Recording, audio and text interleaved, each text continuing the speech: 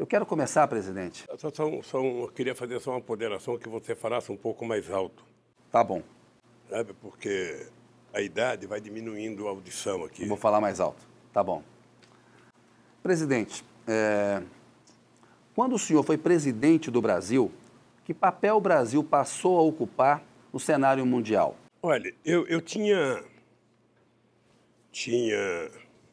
alguns compromissos com o Brasil e com a minha história. E antes de dizer esse compromisso, eu queria primeiro agradecer a entrevista, dizer que é uma oportunidade extraordinária que você está me dando de poder colocar a verdade nua e crua, sempre desafiando qualquer empresário, qualquer juiz, qualquer promotor a provar qualquer deslize, sabe, da minha conduta ética e moral nesse país, da minha honestidade, e reafirmar que tem um inquérito mentiroso a meu respeito, uma acusação mentirosa e um julgamento mentiroso. E isso eu faço questão, eu tenho uns 20 anos de vida pela frente, de tentar provar a farsa e a montagem que fizeram para poder me colocar aqui. Presidente, nós vamos falar desses casos específicos, mas agora eu queria falar um pouco da sua presidência. Quando eu fui presidente da República, eu tinha um compromisso com a minha história, tinha um compromisso com o povo brasileiro. Ou seja, eu precisava provar que o Brasil tinha possibilidade de crescer, tinha possibilidade de melhorar a vida do povo. E você veja que eu fui muito comedido no meu discurso depois da vitória. Eu disse apenas o seguinte: se ao terminar o meu mandato, cada brasileiro ou brasileira estiver tomando café da manhã, almoçando ou jantando, eu já terei cumprido a tarefa da minha vida. Foi com base nisso que eu fui a Davos anunciar o programa Fome Zero, antes de anunciar em Porto Alegre, no encontro social que houve em Porto Alegre. E eu queria provar que os economistas não davam conta de resolver os problemas do Brasil com as discussões teóricas que eles faziam. No Brasil, você sempre discutia, é preciso crescer para distribuir ou distribuir para crescer. E nós chegamos à conclusão que era preciso fazer os dois concomitantemente. Era preciso crescer distribuindo e distribuir crescendo. Não dava para fazer as pessoas esperarem como o meu amigo Delfim Neto dizia: primeiro o bolo vai crescer, quando o bolo crescer, vamos distribuir. O bolo crescia, alguém comia e o povo ficava esperando, meu caro. E nós, então, resolvemos fazer isso. Eu também tinha como objetivo mudar a geopolítica internacional, fazer com que o Brasil passasse a ser protagonista da política internacional. Eu já contei com a ajuda de muita gente, eu tive a ajuda de muitos presidentes. Eu me sinto honrado de ter tanta gente que contribuiu comigo. Todos os presidentes do mundo contribuíram comigo, me tratavam bem, me respeitavam bem, a ponto do presidente do FMI, sabe, chorar 2 vezes comigo, discutindo a solução dos problemas brasileiros. E eu, quando deixei a presidência, eu tenho muito orgulho, porque o Brasil virou protagonista. Eu fui o único presidente do Brasil a participar de todas as reuniões do G8, menos a feita em São Francisco, convidada pelo Bush, que foi a segunda. E eu fui um dos artífices da criação do G20 para discutir a crise de 2008. Então, o Brasil virou protagonista, o Brasil passou a ser respeitado, o Brasil passou a ser levado em conta, os brasileiros que viajavam tinham orgulho de viajar com o passaporte brasileiro, e o Brasil estava propenso a se transformar na 5ª economia do mundo. Presidente, então como é que o senhor descreveria a forma como o Brasil e o senhor foram tratados de um momento em que o senhor deixou a presidência com popularidade alta, o Brasil parecia um modelo emergente, de poder emergente? Vamos levar em conta uma coisa que eu digo para tentar fazer as pessoas entenderem o que aconteceu em 2014 com a Dilma, que é um pouco parecido do que aconteceu em 2009 com o Fernando Henrique Cardoso, com uma diferença. O Fernando Henrique Cardoso tinha o Temer na presidência da Câmara, tentando ajudar a aprovar as reformas, e a Dilma ganhou de presente o Eduardo Cunha, que trabalhava para não aprovar nada, para tentar fazer as chamadas, como é que fala? As propostas bombas. Pautas bombas. A pautas bombas. A Dilma mandava desonerar esse copo e vinha não apenas o copo, a garrafa, o bar, a esquina, a rua, ou seja, na verdade, trabalharam para prejudicar a presidenta Dilma. Essa foi a diferença básica. A segunda coisa, é importante lembrar que a Dilma, em 2012, tinha 75% de aprovação. Era a maior aprovação de um presidente naquela época, até mais do que eu, no final do seu primeiro mandato. Ora, então a Dilma, ela estava bem. Quando é que as coisas se desarranjaram? Eu acho que houve um descuido no trato da política externa, porque eu tratava com muito carinho. Eu sempre achava que política você não faz por e-mail, política você não faz por fax, política você não faz por Instagram, você não faz por Zap. Política é olho no olho. A Dilma subestimou, desprezou a política externa. Houve uma mudança. Obviamente que você não encontra um Celso Amorim em cada esquina do planeta Terra.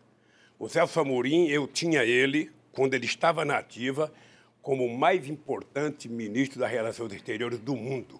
Eu sei o quanto o Celso era levado em conta. Eu sei o quanto o Celso era respeitado pela China, pela Rússia, pelos Estados Unidos. O Colin Powell, que era secretário de Estado americano, para escrever alguma coisa sobre a Venezuela, ligava para o Celso Amorim. Então, obviamente que a Dilma não teve o Celso Amorim, ela escolheu outro companheiro e não teve o mesmo resultado. E política externa significa você ganhar confiança, significa você conversar com as pessoas, significa você ter paciência, significa você ouvir. E eu fazia isso com prazer, porque eu sonhava estrategicamente ter o Brasil entre os principais países do mundo na decisão da geopolítica internacional.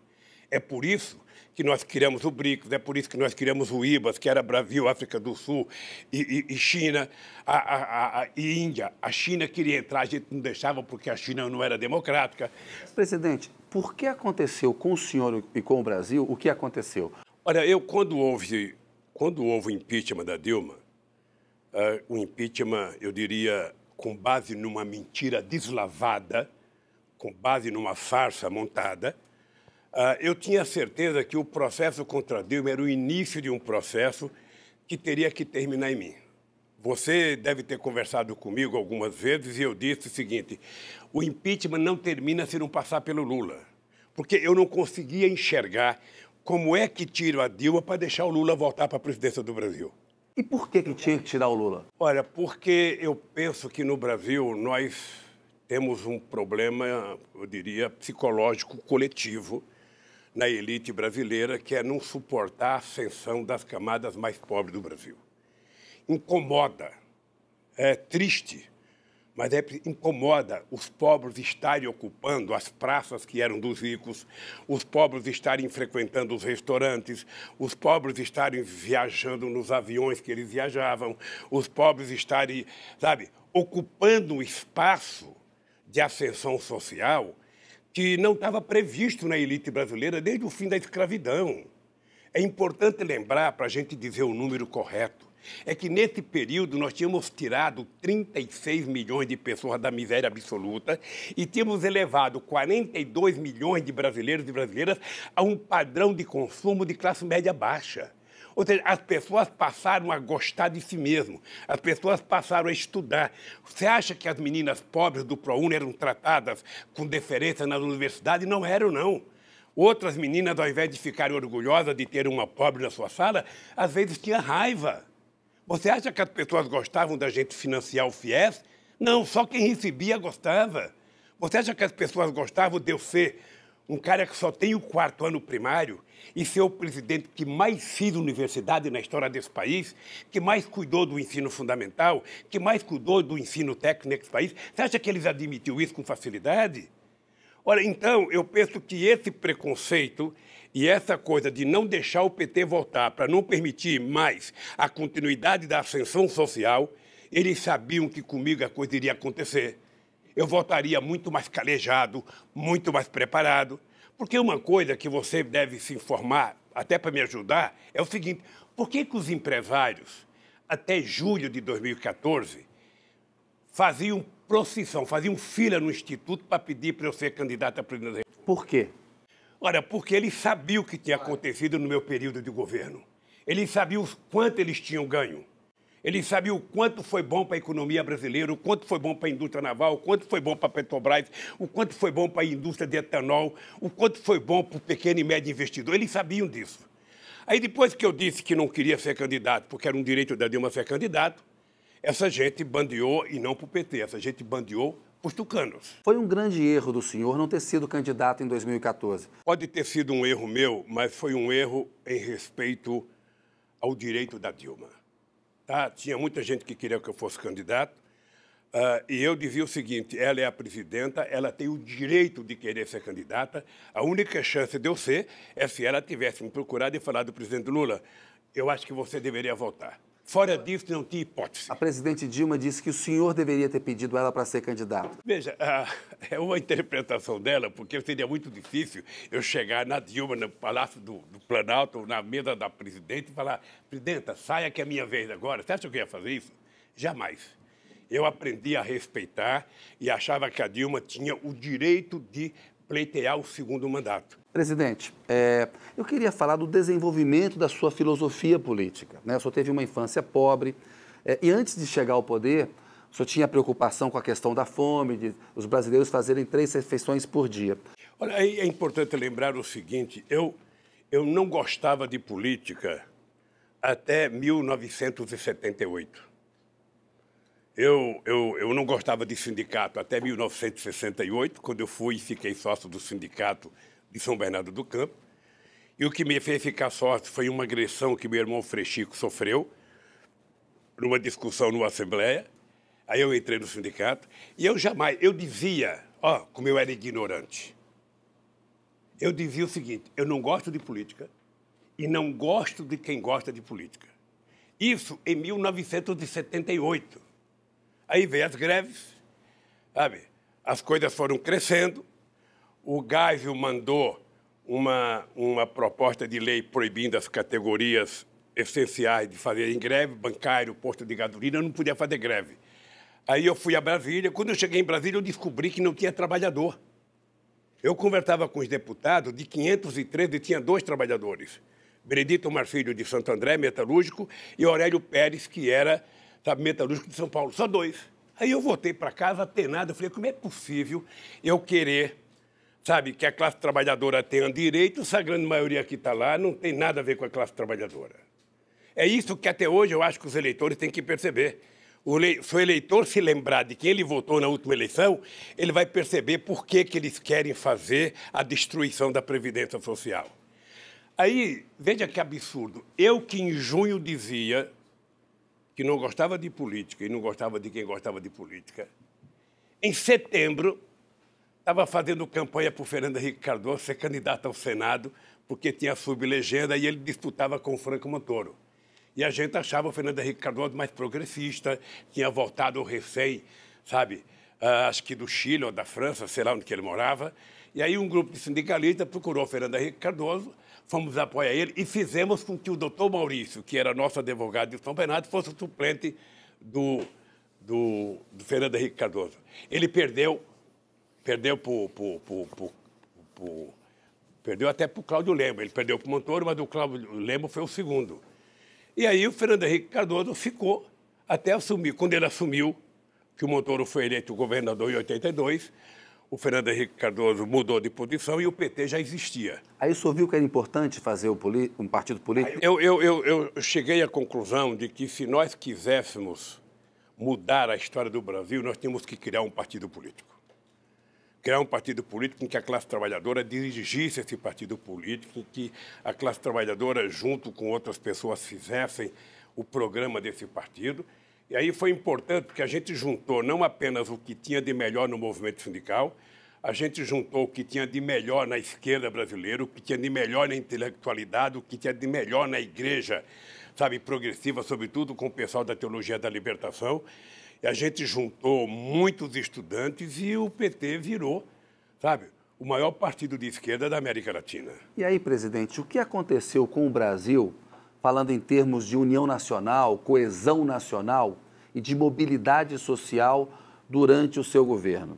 Olha, eu duvido, eu não conheço que tenha tido na história do Brasil um governo mais plural do que o meu e mais participativo do ponto de vista da democracia. Eu tinha muitos ministros que não tinham nada a ver com o PT, muitos ministros, figuras importantes como Celso Amorim não era do PT. Da elite. Como Furlan não era do PT, Miguel Jorge não era do PT, Márcio Tomás Bastos não era do PT. Tinha muita gente importante que não era do PT e fora os outros nomes. Ou seja, o que eu tinha preocupação? Eu não tinha sido eleito para governar para o PT, eu tinha sido eleito para governar para a sociedade brasileira. É por isso que eu dizia, eu vou governar para todos, agora as pessoas têm que saber que no meu governo nós temos um olhar preferencial para os mais pobres. E aí, presidente, foi um erro ter feito um governo de conciliação com as elites? Eu não acho que eu fiz um governo de conciliação. Na verdade... O senhor disse que todo mundo ganhou. Isso é bom. Só não pode todo mundo ganhar no jogo de futebol, porque aí um tem que ganhar ou no mínimo empata. Mas veja, eu tinha um país esfacelado. Vamos lembrar, quando eu cheguei na eleição, na presidência da República, o Brasil era desacreditado a nível internacional. O Malan, todo ano, ia pedir dinheiro para fazer o fechamento do caixa. O Brasil devia ao FMI. O Brasil não tinha dinheiro para financiar as suas exportações. E o Brasil tinha uma dívida com o FMI. O que nós fizemos? Nós reconquistamos a credibilidade. O Brasil saiu de 60 bilhões de exportação para 480 bilhões de exportação. Não é pouca coisa. Nós criamos uma série de instrumentos e fez o Brasil ir ganhando confiança, e crescendo, e crescendo, e crescendo, e crescendo. E eu tinha certeza que o Brasil só ia crescer quando mais da metade da população começasse a consumir. E aquela ideia minha de que muito dinheiro na mão de pouca gente é concentração de renda. E pouco dinheiro na mão de muitos é distribuição de renda. E hoje a miséria está crescendo no Brasil. Foi com essa filosofia que eu resolvi governar o Brasil. Ou seja, se cada pobre comer 2 pãezinhos, tomar 2 cafezinhos, sabe? Se cada comprar um sapato, uma camisa, uma calça, um tijolo a mais, a economia começa a funcionar. Eu não esqueço nunca quando eu tomei a decisão de fazer o puxadinho, financiar puxadinho. O cara construiu um banheirinho a mais, o cara construiu uma garagem a mais, o cara construiu um quarto a mais, que na filosofia de quem é ministro da Fazenda é impensável pensar política assim. Porque essa política não ensina em Harvard, essa política não ensina na Unicamp, essa política não ensina na USP. Essa política a gente aprende sobrevivendo no dia a dia. É um erro o Bolsonaro delegar tanto poder ao Paulo Guedes, à equipe econômica? Depois eu vou falar do erro do Bolsonaro. Eu queria só completar essa coisa da política pequena. Ou seja, na medida em que nós colocamos milhões de pessoas a participar do processo, com o programa Luz para Todos, as pessoas não falam, Kennedy, mas foram 4 milhões de ligações envolvendo quase 15 milhões de pessoas que passaram a comprar televisão, a comprar geladeira, a comprar liquidificador, a comprar bomba d'água, sabe? A comprar casa de farinha. O PAA, que era para financiar a agricultura familiar, financiar o cara que produzia, sabe? Eram milhões e milhões de pessoas trabalhando. O Mais Alimento, quando veio a crise, que diziam que era porque a China estava consumindo tudo, nós criamos o programa Mais Alimento para financiar máquinas e implementos agrícolas e trator de até 80 cavalos. Foi esse programa que salvou a indústria automotiva do Brasil em 2008 e 2009, meu caro. Então, a bancarização no Brasil, você sabe quantas pessoas tiveram acesso a banco no meu governo? 70 milhões de pessoas. Sabe o que significa 70 milhões de pessoas? Argentina e Colômbia junto no sistema financeiro brasileiro. É 1/3 da população. Você vê uma pessoa catadora de papel acabar de vender o papel e na Caixa Econômica Federal depositar o seu dinheiro. Para nós que temos conta bancária, eu não tenho agora porque o Moro bloqueou tudo, mas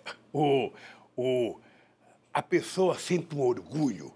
Aquela conta bancária para aquela pessoa que depositou R$30 é de um orgulho. As pessoas choravam na porta da Caixa Econômica Federal. Então, o que ficou provado para mim? O que ficou provado para mim? Pobre não é problema. Pobre é solução quando você inclui ele e transforma ele em sujeito da história. Foi o que nós fizemos. Bem, Bolsonaro. Fale do Bolsonaro. Não, veja, eu não vou fazer o julgamento do Bolsonaro porque ele só tem 4 meses de mandato. Eu acho que ele tem um início de mandato extremamente desastroso. A impressão que eu tenho é que ele não sabe ler com cré. A impressão que eu tenho é que ele não tem noção das coisas que ele fala. Ele não conhece nada de política externa, ele não conhece nada de economia. Ele faz questão de mostrar que não conhece. Veja, e ele delegou ao Guedes para fazer a questão da economia. A questão da economia não é apenas uma questão econômica, a economia é uma questão política. O governo tem que decidir quem é que vai ser beneficiado, para quem que eu quero governar, quem é que precisa do Estado. E como é que funciona a cabeça do Guedes? A cabeça do Guedes funciona, está pensando no mercado. Então, para o Guedes, se vai ter aposentado passando fome, se vai destruir a Previdência Social, sabe? Pouco interessa, isso é dado estatístico. Mas, presidente... O que ele quer é contemplar o mercado. Mas a situação econômica do Brasil ela é muito mais grave hoje e o seu governo foi muito ajudado pelo chamado boom das commodities. E nós temos um problema fiscal. Vamos ver se é verdade isso. Quando eu estive no governo, o dólar, acho que era R$ 2,60. E nós exportávamos metade do que exportamos hoje. Hoje nós exportamos o dobro com o dólar a R$ 4,00. Mas não é um fato que o boom das commodities ajudou? Mas valia para mim e valia para todo mundo. Acontece que com esse ministro de política externa, você não vai para lugar nenhum. Sabe, porque, Kennedy, presta atenção numa coisa que você não vai ouvir numa aula de economia. Presta atenção numa coisa. Tem 2 formas de um país crescer. Uma é o mercado interno. Uma é você produzir para o consumo do seu povo. E a outra é você produzir para exportação. Para exportar, você tem uma dificuldade. Primeiro, você tem que ter competitividade, você tem que ter qualidade, você tem que ter preço. Tá? O Brasil tem pouca chance de competir com os chamados países industrializados, porque esse ano mesmo diminuíram 46% do dinheiro da ciência e tecnologia. Sem investimento em ciência e tecnologia, você não vira competitivo. Então, o que acontece? Você precisa fazer um esforço incomensurável para vender. Você está lembrado que eu dizia em 2002, o meu ministro da Indústria e Comércio era um mascate. Eu quero que ele faça como aqueles turcos que é na porta da casa da gente vender pano. Ou seja, tem que bater palma na porta de cada país, tem que convencer os países. Eu viajava, levava empresário para tudo quanto é lugar para vender. Vendia sapato, vendia roupa, vendia tudo. É assim, e é por isso que nós demos um crescimento extraordinário. É por isso que nós demos um crescimento. Agora, quando você tem um governo que começa a brigar com a China, que é o nosso maior parceiro comercial. Países árabes, Argentina. Atendendo aos interesses dos Estados Unidos. E os americanos por detrás ganham uma fatia do nosso mercado, vendendo 10 milhões de toneladas de soja para a China no nosso lugar. Quando a gente briga com o mundo árabe, quando a gente briga com o Mercosul, você vai vender para quem? Para os Estados Unidos? Os Estados Unidos não querem comprar soja do Brasil, não quer comprar milho do Brasil, não quer comprar carne do Brasil, porque eles produzem. E também não quer comprar produto manufaturado. É um erro essa política de alinhamento a Washington? Totalmente errado. O Brasil é um país grande. O Brasil precisa apenas aprender a se respeitar. O Brasil não tem que se alinhar nem a Washington, nem a Pequim, nem a Moscou, nem muito menos a Frankfurt. O Brasil tem que se apoiar, sabe, na sua soberania. O Brasil é um país que tem 210 milhões de habitantes, o país tem efetivamente, sabe, quase tudo o que precisa, tem um potencial intelectual extraordinário. O que o Brasil precisa é parar de ser mesquinho e tudo que você quer fazer para avançar a sociedade, aparece alguém para dizer, não pode, não tem dinheiro. Você sabe o que eu dizia para o meu pessoal? Gente, é o seguinte, vamos parar de discutir, sabe, que a gente não pode fazer as coisas e vamos discutir quanto custou ao Brasil não fazer as coisas na hora certa. Mas, presidente, hoje a relação entre a dívida pública e o PIB ela é muito alta. A tendência é crescer, porque a economia não cresce. Ora, como é que você diminui a dívida pública com relação ao PIB? É você crescendo. Na hora que você começa a crescer, você diminui a dívida. Na hora que você não investe e não cresce, a dívida aumenta. Agora, veja, quando o país toma uma decisão absurda de vender todo o patrimônio construído ao longo da história para resolver a dívida pública, o que vai acontecer? Daqui a alguns meses ou daqui a um ano, a gente não tem mais patrimônio e a dívida continua. Porque para resolver a dívida tem que a economia crescer, o povo precisa consumir, o povo precisa comprar e o Brasil precisa vender lá fora mais. E para vender lá fora tem que ter gente vendendo. Ninguém compra do Brasil porque fulano de tal é presidente. Você tem que ir atrás. O governo Bolsonaro é capaz de fazer isso? Olha, eu não gosto de fazer julgamento, mas eu não acredito, obviamente, que ele tem 4 anos de mandato pela frente, mas eu não acredito, porque eu penso que ele fez uma opção pela mediocridade. Presidente, eu quero voltar um pouquinho, tem muitas perguntas para fazer. O quanto o senhor acha que foi importante para o Brasil ter sido escolhido para sediar a Copa do Mundo e as Olimpíadas? O que isso significou? Vamos separar as duas coisas, porque as Olimpíadas nós brigamos para conquistar. A Copa do Mundo foi uma decisão da FIFA, porque como ela tinha decidido fazer um rodízio nos continentes e tinha feito na África do Sul, e o Brasil, a última que tinha feito foi em 1950, o México já tinha feito 2, então a FIFA decidiu fazer no Mas Brasil. são eventos globais, né? Estou falando, mas é que não houve uma briga do Brasil para fazer, veio para o Brasil de graça. E eu achava importante, achava extremamente importante e achava as Olimpíadas extremamente importantes e por isso nós brigamos para as Olimpíadas. Toda vez que eu vejo alguém falar mal das Olimpíadas, eu queria lembrar o que aconteceu no dia que foi anunciado o Rio de Janeiro, sabe, no Brasil. O que aconteceu em Copacabana. Porque para o povo do Rio de Janeiro foi a festa mais extraordinária, foi no dia que a gente conquistou as Olimpíadas.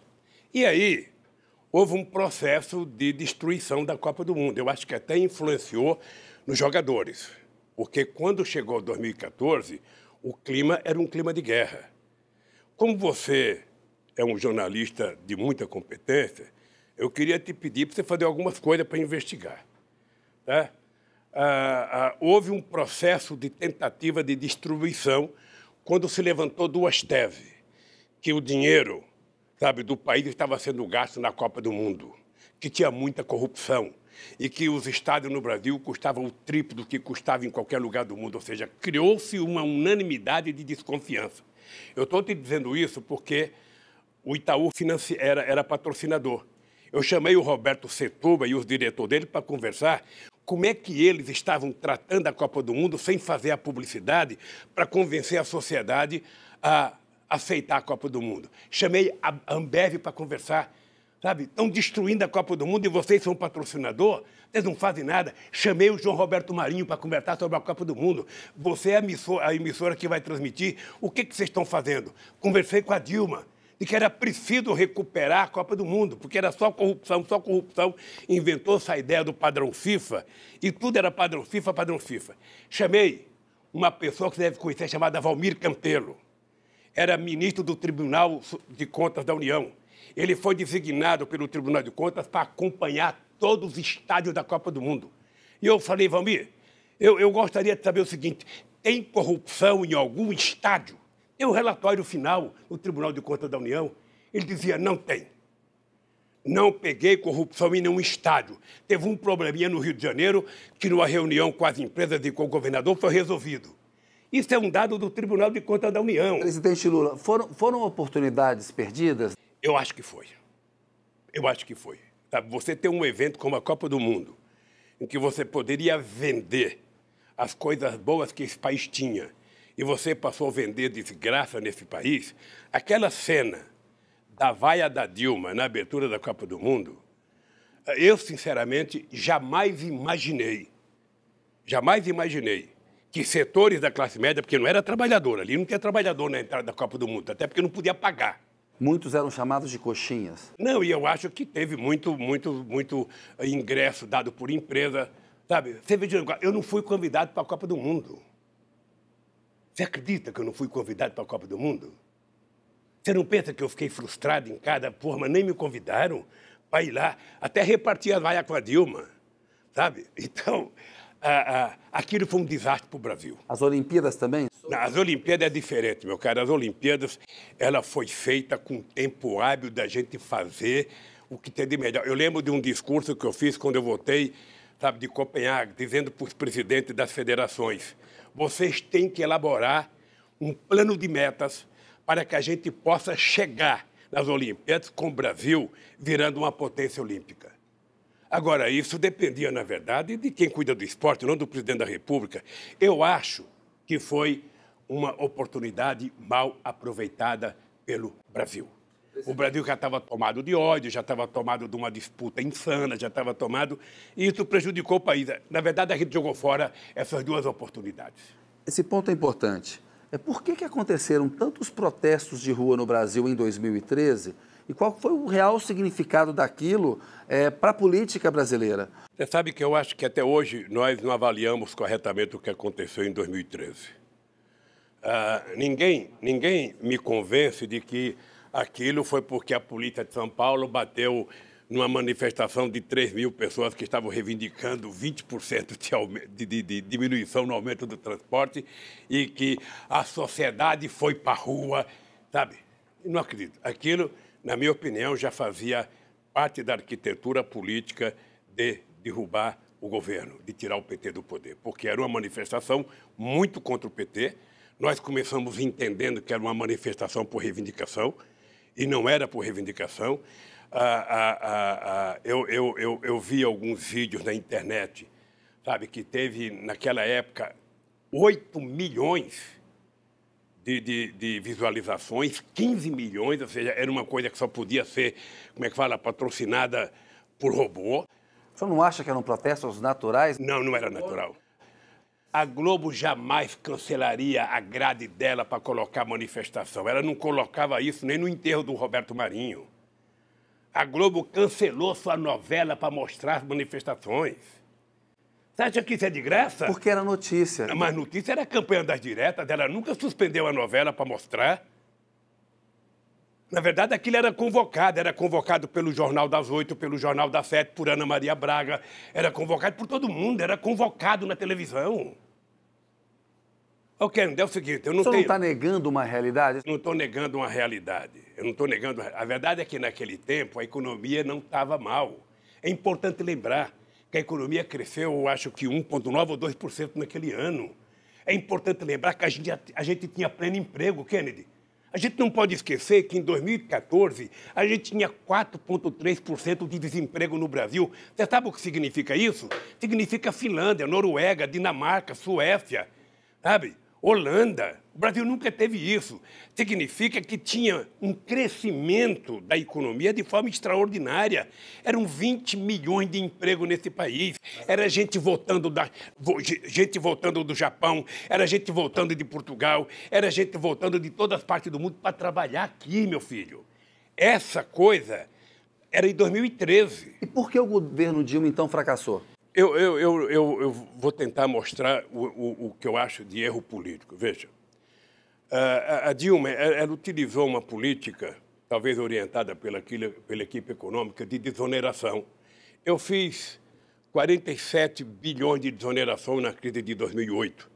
E, na época, eu fiquei muito nervoso porque a indústria automobilística brasileira não tinha nenhuma razão de paralisar. Ela paralisou a pedido das matrizes, porque era preciso sustentar a quebra deles nos países de origem. Eu fiquei muito nervoso, muito. Inclusive, tive uma briga muito séria com alguns empresários da indústria automobilística. Pois bem, então eu desonerei 57 bilhões para tentar recuperar a economia. E no ano seguinte crescemos 7,5%, correto? Eu acho, não sei se a Dilma ou o Guido a Dilma, não sei, mas de qualquer forma o governo começou a fazer uma política de desoneração sem levar em conta, primeiro, o compartilhamento. Se eu vou desonerar para uma categoria econômica, eu tenho que conversar com os trabalhadores para saber o que eles vão ganhar. Segundo, eu tenho que desonerar por um prazo determinado. Eu não posso desonerar para sempre. Eu tenho que utilizar aquilo, sabe, como se fosse o chuveiro da minha casa. Eu abro para tirar o sabão e depois eu fecho. Eu vou controlando aquilo. E nós fizemos 540 bilhões de desoneração entre 2011 e 2014. Eu não sei se o número é exato. E acabou com o superávit fiscal. O problema é que quando você tem uma torneira enchendo a caixa, e você tem uma torneira, sabe, saindo, e a que está saindo sai mais do que entra, uma hora acaba. Quando a Dilma percebeu... Presidente, mas além do erro na economia, ela cometia erros com o Congresso. Não foi um desastre combinar esse desprezo pelo Congresso, esse erro político, o erro na economia? Eu vou falar. Foi ou não foi? Primeiro, foi um erro, presidente. Primeiro, deixa eu terminar só o erro econômico. Então, quando a Dilma descobriu isso, a Dilma fez uma medida provisória, mandou para o Senado para acabar com a desoneração. O que o Senado fez? Devolveu. Porque ela se relacionava mal com o Congresso. Eu comecei a entrevista mostrando a diferença entre o Temer na presidência da Câmara do Fernando Henrique Cardoso e o Eduardo Cunha na presidência da Câmara da Dilma. Tá? Eu gostava de fazer política. A Dilma certamente não tinha a paciência que eu tenho. Sabe? E talvez isso tenha sido... Eu senti isso quando começou o processo de impeachment, que eu fui conversar com deputados e senadores. Eu nunca vi tanta gente falar mal da Dilma, de uma pessoa como as pessoas falavam da Dilma. Sabe? Um negócio absurdo. E a Dilma estava recebendo como informações mentiras. As pessoas mentem para quem está no governo.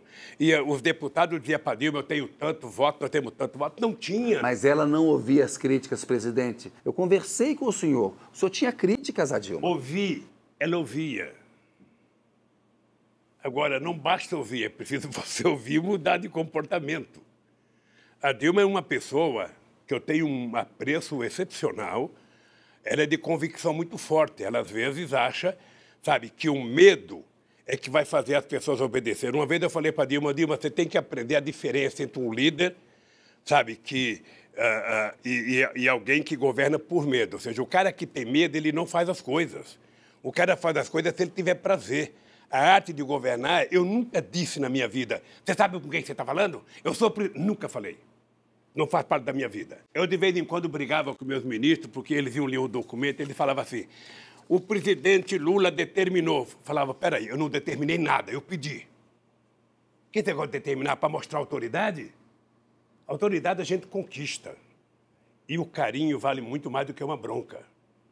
Sabe? E graças a Deus eu aprendi a fazer isso muito bem. A Dilma não tinha a mesma paciência que eu.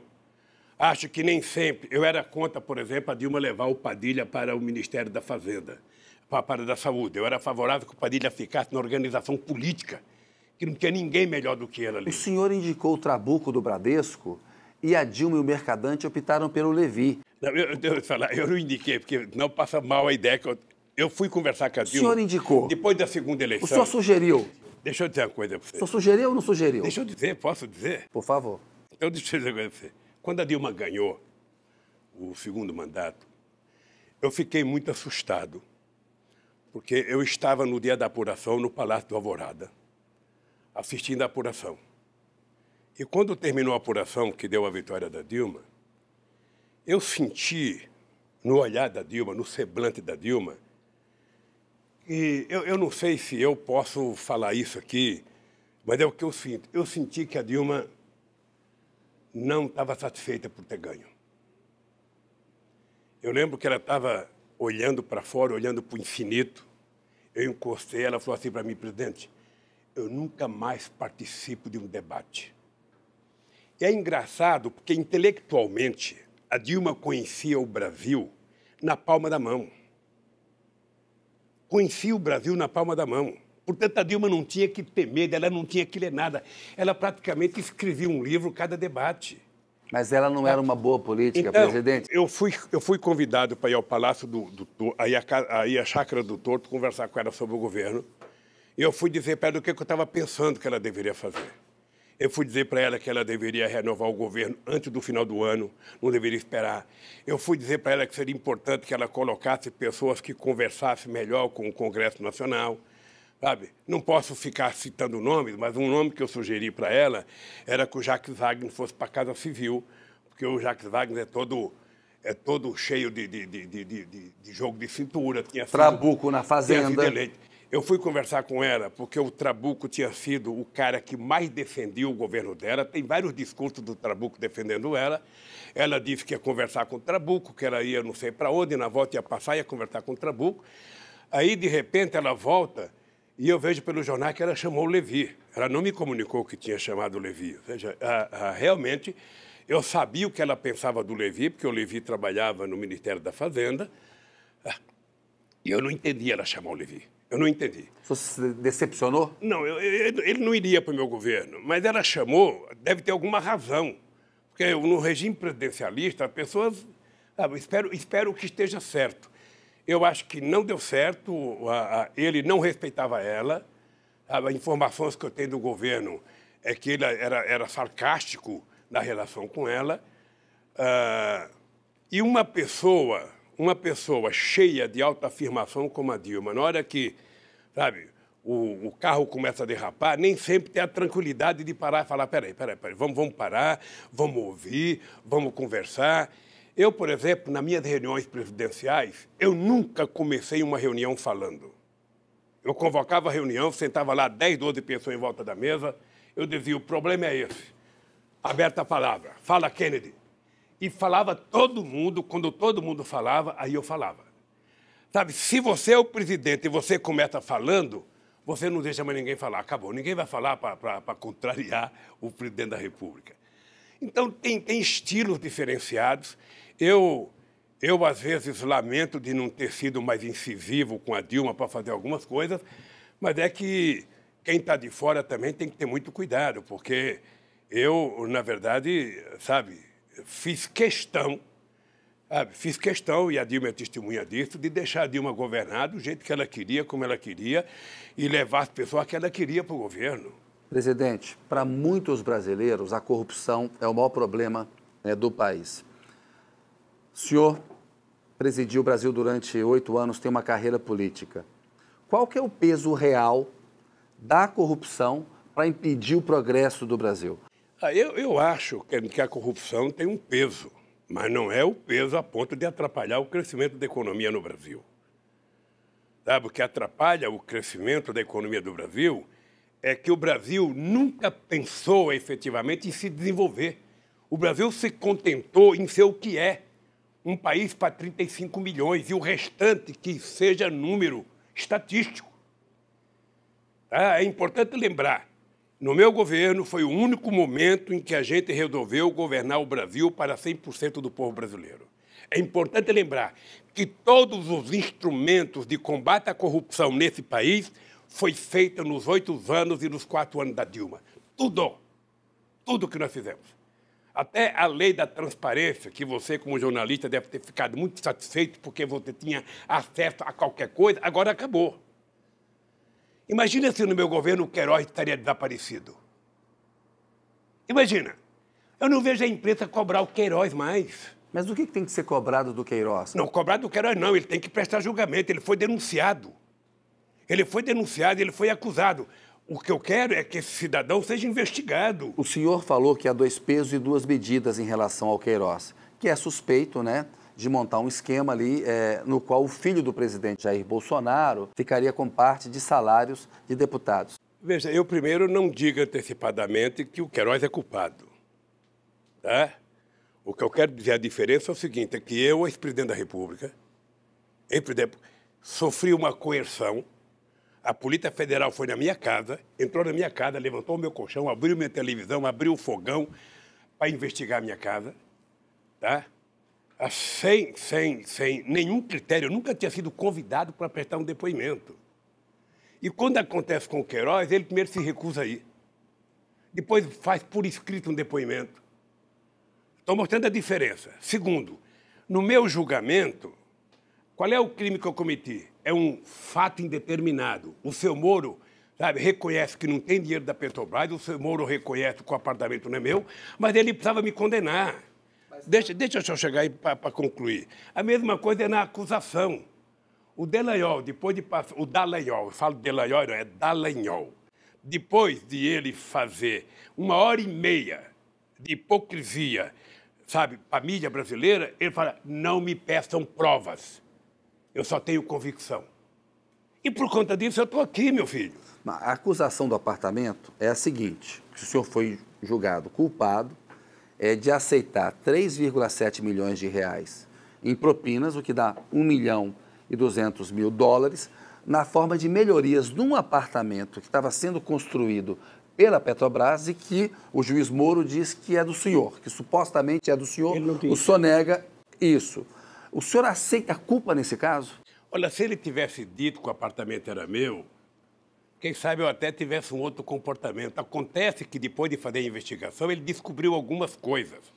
Ele descobriu no processo que a empresa offshore, que ele achou que era sócia da Petrobras e que comprou o apartamento lá do Panamá, essa empresa, na verdade, não tinha comprado um suposto apartamento meu. Essa empresa tinha comprado um apartamento da família Marim em Paraty e tinha comprado o helicóptero da Globo. Ele era dono disso, e não do suposto apartamento. Segundo, quando ele descobriu isso, a moça foi solta e não se falava mais nisso. O pretexto de me envolver com a Petrobras era porque havia uma necessidade de me trazer para Curitiba, para Lava Jato. Correto? Por quê? Porque era o seguinte, aqui é o coração da Lava Jato. Sabe? Eu não poderia ter que cair na mão do Moro, porque quem fez o pacto com a imprensa... O Kennedy, é importante lembrar que o Moro visitou a redação de todos os jornais, de todas as revistas, de todo o canal de televisão. O Moro não precisava ser juiz. Se ele fosse repórter, já valia a condenação, porque a imprensa recebia as acusações antes dos advogados. Hoje, no Brasil, você é condenado pela manchete do jornal. Você não é condenado pelo processo. Eu duvido que você encontre na sentença do Moro uma afirmação de que tem dinheiro da Petrobras. Eu duvido que você encontre uma afirmação de que o apartamento é meu. Por que você acha que eu fico bravo? É porque eu não vou morrer antes de provar que o Moro é mentiroso. Não vou morrer antes de provar que o Dallagnol é mentiroso. Não vou morrer antes de provar que o inquérito contra mim é mentiroso, que a juíza que deu a sentença mentiu a meu respeito, que o TRF4 mentiu a meu respeito. Por que você acha que eu estou aqui? Por que você acha que eu não troco a minha dignidade pela minha liberdade? Porque de vez em quando a pessoa fala, mas agora eu fui julgado lá, você já tem a tal da detração, você já pode sair. Obviamente que quando meus advogados dizem, Lula, você pode sair, eu vou sair. Só sairei daqui se qualquer coisa que tiver que tomar decisão, não impedir de eu continuar brigando pela minha inocência. A questão da detração, presidente, é um direito que o senhor tem, porque o senhor já teria menos de 8 anos de pena e no regime brasileiro você pode ir para um semiaberto, como não há vagas, o senhor poderia sair para trabalhar durante o dia e voltar para casa. O senhor vai pedir a detração penal? Olha, eu só pedirei o dia que meus advogados, Cristiano e o Batóquio, disse aí para mim, presidente Lula, o senhor pode pedir que, se o senhor pedir, o senhor pode continuar a sua briga pela sua inocência. Os advogados já dizem isso. Os meus advogados não disseram. Hoje vou ter uma reunião com o Cristiano hoje, que eu quero entender bem isso. Tem muita gente dando palpite, mas... Então vamos ser claros aqui. Se os advogados disserem que o senhor pode pedir esse direito, e isso significar que o senhor pode continuar dizendo que é inocente, o senhor vai pedir? Não é só dizendo não. Eu quero continuar provando a minha inocência. Aí eu posso pedir. Olha, se os advogados disserem para mim, Lula, você pode pedir a detração e você vai continuar brigando pela sua inocência, do mesmo jeito que você está, eu não tenho nenhum problema de pedir, porque eu quero sair daqui. O senhor vai pedir ou não vai pedir? Eu posso pedir. Pode ou vai? Posso pedir se eles me garantirem que eu posso continuar me defendendo. Então, mas seja claro, presidente, se eles disserem, o senhor vai pedir? Peço, eu quero ir para casa. Agora, se eu tiver que abrir mão de continuar a briga pela minha defesa, eu não tenho nenhum problema de ficar aqui. O senhor falou do juiz Sérgio Moro, nós fizemos um documentário, What Happened to Brazil, que em português se chama Brasil em Transe. E o Moro nos respondeu, até agradeço a carta que o senhor nos enviou por meio do seu advogado, Cristiano Zanin, porque nós tentamos entrevistar o senhor. Essa entrevista era para ter sido feita há muito tempo. E estamos fazendo até hoje, que é no dia da liberdade de imprensa. O juiz Sérgio Moro disse ao documentário, presidente, o ex-presidente Lula foi condenado por ser um mentor do escândalo da Petrobras. Cerca de 2 bilhões de dólares foram pagos em propinas, usando contratos da Petrobras durante a sua presidência. O apartamento faz parte de propinas que foram direcionadas para o seu benefício pessoal. O Moro está certo? Você sabe qual é a desgraça da mentira? É que quem conta a primeira é obrigado a continuar mentindo a vida inteira para poder sustentar a mentira. Eu vou dizer para você, o Moro mente com relação ao meu processo. O Dallagnol mente. Porque se eles tivessem alguma prova contra mim, eles mostravam. Como é que o Moro me condena por um crime indeterminado? Como é que o Dallagnol pede a minha condenação por convicção? A pessoa tem que ter prova. A pessoa tem que ter prova. Aliás, a Justiça de São Paulo, essa semana, deu ganho de causa para a dona Marisa no apartamento do Guarujá. O verdadeiro apartamento que ela comprou, as cotas que ela pagou, que ninguém tinha devolvido para a gente, entramos com um processo e a gente ganhou na Justiça de São Paulo o apartamento. Então a dona Marisa ganhou. Depois eu vou mandar dar a sentença para você saber, porque eu não sei, Kennedy, quando é que vai haver a retratação. Mas eu não quero morrer sem essa gente pedir desculpa ao Brasil pelo que fizeram. Eu quero ouvir o senhor sobre coisas históricas que têm a ver com o que aconteceu no Brasil. Quero saber por que o senhor concordou em ser ministro da Casa Civil da Dilma e se havia ali uma intenção de evitar ser processado pelo Moro. Eu aceitei ser ministro da Dilma à meia-noite, quando o Jacques Wagner e o Ricardo Berzoino disseram que se eu não aceitasse, sabe, não tinha solução. Eu disse para a Dilma, bom, para mim aceitar ser ministro, é preciso então a gente rediscutir a política econômica. Não tinha solução, evitar o impeachment. Eles achavam que eu evitaria o impeachment. Eu, conscientemente, não achava nenhuma vantagem ter ido para o governo naquela altura do acontecimento. Sabe? Ninguém entra num carro, sabe, a alta velocidade para conseguir controlar o carro. Agora, em função de um apelo feito pelo Jacques Wagner e pelo companheiro Ricardo Berzoino, eu aceitei desde que a gente mudasse a política econômica. Marcou-se uma reunião no dia seguinte, às 11 horas da manhã, com o Nelson Barbosa, fizemos uma discussão, eu falei para a Dilma, tudo bem, então vamos fazer o jogo. Sabe, se eu tivesse preocupação de ser julgado e de estar aqui, eu não estaria no Brasil, Kennedy. Eu estou aqui porque eu quero estar aqui. Sabe, eu estou aqui porque eu tomei a decisão de que eu quero ficar no Brasil, sabe, não tem problema de prisão, posso ficar aqui 1 ano, 2 anos, 3 anos, eu vou desmascarar o Moro e vou desmascarar esse pessoal da Força Tarefa Lava Jato, que agora me condena dizendo que tinha um negócio da Petrobras e agora eles fazem um acordo com a Petrobras e com os americanos para pegarem 2,5 bilhões de reais para fazer uma fundaçãozinha para o Dallagnol dirigir, para cuidar da educação. E mais 6 bilhões e 800 milhões da Odebrecht. A coisa é tão grave, Kennedy, é tão grave, que o Jacob Itá fez uma carta contando a história da chácara. O Moro não aceitou colocar no processo. O Vacari fez uma carta desmentindo o Léo. O Moro não aceitou no processo. Tem um brasileiro da Odebrecht, Tacla Duran, na Espanha, sabe? Que o Moro não aceita, com o argumento de que ele é bandido, eu não converso com bandido. Ora, você conversa com um cara que vai te denunciar. Então, meu caro, eu tenho que aproveitar o que eu sou, a idade que eu tenho, o que eu represento para esse país, para desmascarar essa farsa. Porque a Lava Jato, ela poderia ter cumprido uma tarefa importante de prender ladrão. Poderia. Sabe? Não pensa que eu não fico feliz quando o empresário que roubou vai preso. Agora, quando você prende o empresário que roubou, você não prejudica o trabalhador, não precisava quebrar a empresa. Porque, na minha opinião, essa força-tarefa da Lava Jato e o Moro estão a serviço do Departamento de Justiça dos Estados Unidos. Tem vídeo que você já deve ter tido acesso, de procuradores americanos festejando a minha prisão.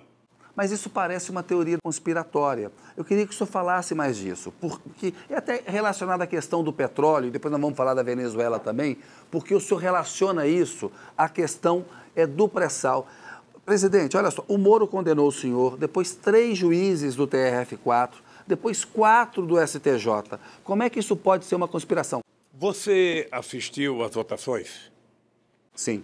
Se você assistir à votação, você vai perceber em que nenhuma das votações foi discutido o mérito do processo.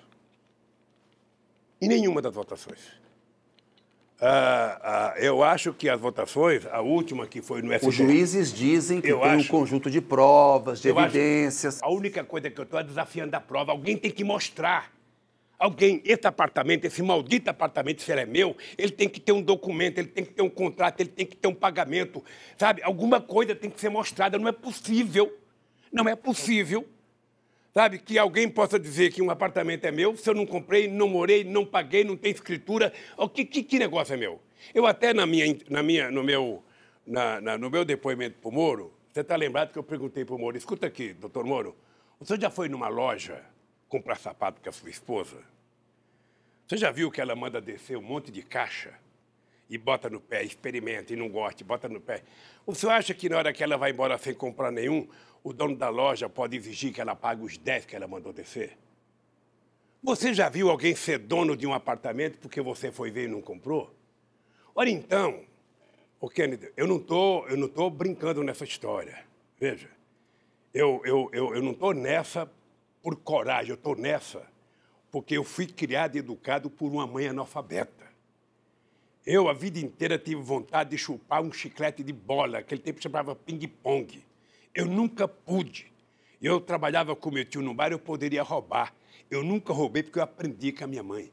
Acha que um cara que virou presidente da República, que tinha o status que eu tinha a nível mundial, que tinha o carinho que eu tinha a nível mundial, iria sujar a minha biografia por um maldito apartamento? Sabe? Acha que eu ia fazer isso? Jogar fora um patrimônio construído? Ora, se essa gente tivesse prova, essa gente me desmascarava. O meu julgamento no TRF4 foi uma farsa montada, sabe, articulada. 4 juízes se sentam numa sala e falam, ó, sentença essa e vou mudar. Agora mesmo no STJ. Até a multa é a mesma.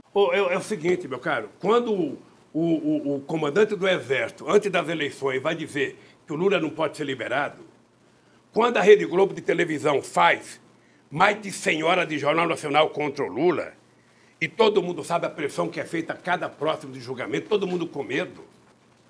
Sabe, então, meu caro, é o seguinte, eu vou brigar pela minha justiça e quero a minha absolvição. A única coisa que me interessa não é ficar em casa.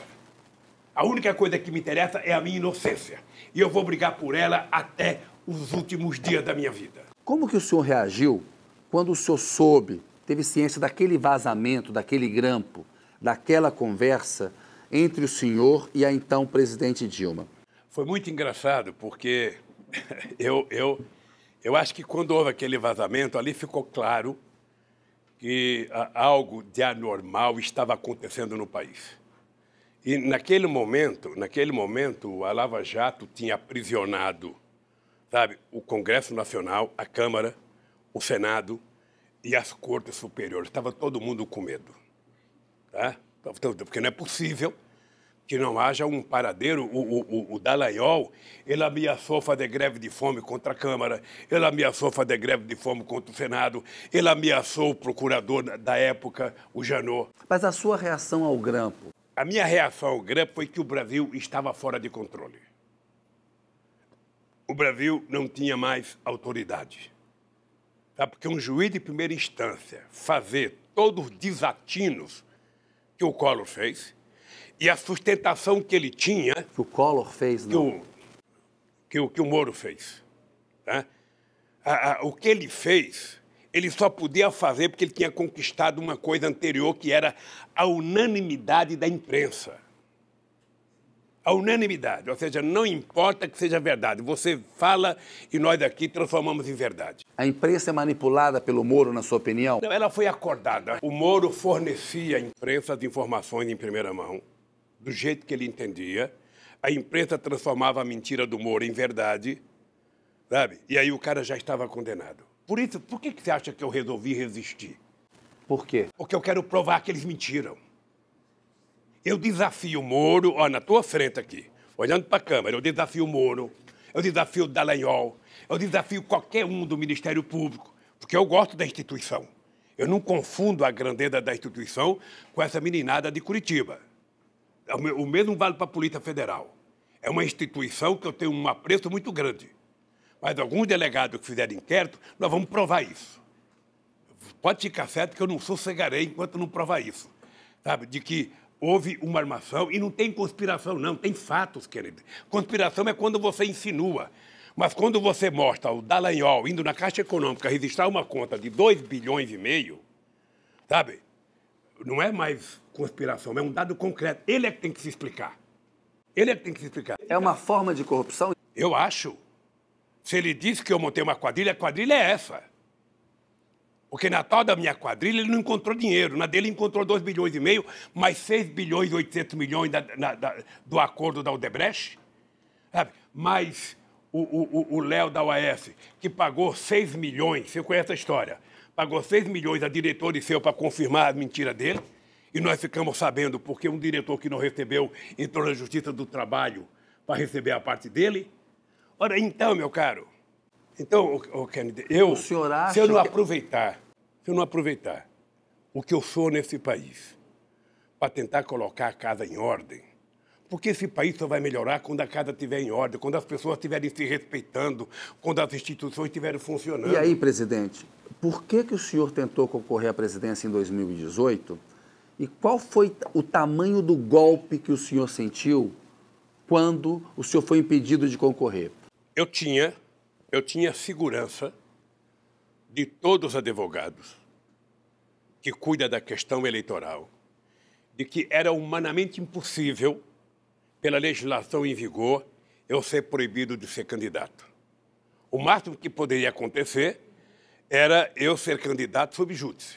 Muitos ministros da Suprema Corte disseram, off the records, que o senhor não seria candidato, por causa da lei da ficha limpa que o senhor assinou. Todos advogados, todos, sem distinção, diziam que eu seria candidato. E para mim seria impugnado só depois das eleições. E eu tinha certeza que eu ia ganhar as eleições. Era humanamente impossível não ganhar as eleições. Obviamente que eu fiquei surpreso com o voto, sabe, do Barroso. Aquela invenção de última hora dele, até contra o Fachin, que naquela hora quis mostrar que estava democrático ali. Então, ali, quando eu tive que fazer a carta indicando o Haddad como candidato, eu percebi, sabe, que eu tinha perdido aquele assalto na luta de boxe. Para a história, é verdade que o senhor resistiu a assinar aquela carta, passou um tempão não querendo assinar? Não, a carta eu fiz sozinho aqui na prisão. Eu até fiquei fazendo uma brincadeira, dizendo que aquilo era como se eu tivesse, sabe, fosse uma mulher dando à luz e não tivesse ninguém para me ajudar a fazer o parto, sabe, porque eu tinha que assinar aquela carta. Foi uma carta, de um lado, eu tinha certeza que o Haddad faria uma bela campanha, tenho muita confiança no Haddad, acho o Haddad um quadro extraordinário para o Brasil, mas eu achei que eu estava saindo do jogo, porque eu trabalhava com a ideia que a campanha era uma grande oportunidade, sabe, de eu poder me defender e de poder mostrar quem era Moro, quem era Dallagnol. Eu tinha necessidade de mostrar. Falando de Moro e Dallagnol, presidente, é importante que o senhor responda a essas questões. Tem 8 acusações contra o senhor. Incluem lavagem de dinheiro, tráfico de influência. O senhor nega essas acusações, diz que não tem enriquecimento pessoal. Agora, não é um fato que a Lava Jato mostrou uma corrupção endêmica entre a política e entre os empresários e que o senhor não fez o suficiente para combater isso? Querida, eu acho que várias operações que a Polícia Federal fez já no meu período de governo, era tudo incentivada pelo meu governo, pelo Márcio Tomás Batti e depois pelo Tarso Genro. A ordem era apurar contra quem quisesse. Você está lembrado, você estava na Índia comigo. Você estava na Índia, você era jornalista, eu não sei se naquela época da Folha de São Paulo. Folha de São Paulo. Quando eu recebi uma informação que ia na casa do meu irmão Vavá. E eu fiz questão de dizer, deixem ir. Eu quero que vá. E foram na casa do Vavá, porque eu tinha consciência de que meu irmão era um coitado de um trabalhador que jamais teria cometido um delito qualquer. E foram na casa do Vavá. Invadiram a casa do Vavá. Eu depois fiquei pensando em até, sabe, chamar o diretor da Polícia Federal e punir alguns agentes. Eu falei, não, vamos deixar, eu não vou aproveitar do meu cargo, não. O que é importante é a inocência do meu irmão. E você está lembrado que eu era favorável a apurar. Foi no nosso governo que nós fizemos a lei da transparência, para apurar qualquer coisa. Lei da delação premiada. Fizemos tudo. Nós não queremos que esse país continue tendo corrupção. O que aconteceu de grave é que a Lava Jato foi transformada num partido político. Foi transformada num partido político. o comportamento do Moro era de um cara... É só pegar a quantidade de vezes que, nesse processo todo, as pessoas trabalharam apoiando o Aécio contra Dilma, apoiando o Bolsonaro contra Dilma. Então, como eu não quero ficar no diz que disse, eu vou brigar. Eu vou brigar, eu quero o seguinte, eu só quero que eles mostrem uma prova. A hora que eles mostrarem uma prova, sabe? Uma prova, não precisa ser duas, uma só. Sabe, que eu cometi um crime, eu me calo. Tem uma discussão criminal e tem uma discussão ética. Na entrevista que o senhor deu à Folha de São Paulo e ao El País, na questão do sítio, o senhor diz que não cometeu crime, mas cometeu um erro de ter frequentado o sítio que alguém pediu que a OAS e a Odebrecht reformassem. Aí o senhor falou, poderia até ser uma discussão ética, né, sobre troca de favores. O senhor admite um erro ético e quem pediu para reformar o sítio? Kennedy, eu disse esse negócio da ética porque primeiro a imprensa começou a dizer que eu tinha uma chácara. Eu dizia que não era minha. A imprensa dizia que eu tinha uma chácara. Aí, quando se apresentou o dono da chácara, se apresentou o chefe administrativo, se apresentou o Fernando Bittar, se apresentou o Jacob Bittar, aí começaram a dizer, bom, a chácara não é dele, mas ele utiliza. Então, eu comecei a ser condenado por ele utilizou. Eu disse, e é a mais pura verdade que eu direi na frente da minha bisneta, de que eu tive conhecimento daquela chácara dia 15 de janeiro, quando eu saí do Guarujá. Foi até motivo de uma briga minha com a Marisa, porque ela queria subir, eu não queria subir. Então, eu fiquei sabendo que o Jacob Bittar tinha pedido para o Fernando comprar aquela chácara, que era para ter um lugar para mim descansar quando quisesse ir, colocar algumas tralhas, sabe, que eu quisesse colocar. Não foi um erro, presidente, ter aceito esses favores da OAS e da Odebrecht? Aí é outra história. Mas não é um erro ético? Aí é outra, então, pode ter sido um erro. Aí uma outra história que vem a saber depois da reforma. Tá? É um outro erro. Tá? De qualquer forma, como não era minha, e eu podia ter comprado. Sabe, era uma chácara que custou na época R$500 mil, eu poderia ter comprado. Eu poderia ter comprado 2 ou 3 apartamentos daqueles. Você percebe? Então, o que eu quero provar é que, até agora, nenhum inquérito meu, nenhum, e talvez apareça mais, eu duvido, cobro da Polícia Federal, cobro do Ministério Público, cobro, aprovar um indício de alguma coisa. Eu tenho que ter $1 numa conta minha, eu tenho que ter uma conta no banco, eu tenho que ter um cheque, eu tenho que ter alguma coisa. Não dá para ser a delação de um picareta qualquer. Sabe? Porque só delata quem roubou. E só delata porque quer benefício. Mas a questão ética não decepciona o cidadão comum? Por exemplo, no documentário, o Eduardo Lisboa fala, eu votei no Lula em 2002, ele faria um grande governo, mas depois apareceu tudo aquilo e eu me decepcionei. Eu não sei quem é o Eduardo Lisboa. Está no documentário. Mas quero agradecer pelo fato de ele ter votado em mim. Explicar para o povo. Se eu votei em você, e depois aparece a quantidade de denúncia que apareceu contra mim no Jornal Nacional, na Folha de São Paulo, no Estado, no Globo, na Veja, na Isto É, na época, sabe? Obviamente que eu faria, puta, esse cara realmente não merecia o meu voto. Por que você acha que eu brigo? Eu brigo exatamente para recuperar a confiança dessa gente que acreditou nas notícias. Sabe? Eu brigo exatamente por isso. Se o cara quiser falar, Lula, então você não deveria ter ido na chácara, sabe? Poderia ter ido na chácara, mas fui, porque o Jacob Bittar é meu amigo de 45 anos. É fundador do PT, foi secretário-geral do PT, é meu companheiro, é meu irmão, sabe? Então, eu não aceito ser criminalizado por isso. Então, o que eu quero é só isso. O mal que eles fizeram já está feito. Agora, eu quero provar, sabe, que quem deveria estar preso eram eles. Que mentiram a esse país e destruíram milhões de empregos nesse país. A serviço de quem? De quem? Isso eu quero saber. Eu quero saber, porque quando você vê um vídeo de procuradores americanos junto com o Moro festejando a minha prisão, dizendo que participaram ativamente para chegar aonde chegaram no meu processo, eu quero saber. Tem a ver com a questão do pré-sal? Se eu puder recomendar para você, eu não sei o nome, mas tem um livro chamado Petróleo, que se você puder, nas 2 horas vagas, ler, você vai saber que desde 1860 ou 1859, que 90% dos conflitos que acontecem no mundo se deve exatamente ao petróleo. E normalmente provocado pelos Estados Unidos. Então, o que está acontecendo, quando nós descobrimos o pré-sal, presta atenção numa coisa. O pré-sal está a 200 milhas das praias brasileiras. 200 milhas são quase 300 quilômetros. Tá? Está na divisa. Era 150 o METS que aumentou para 200. Ou seja,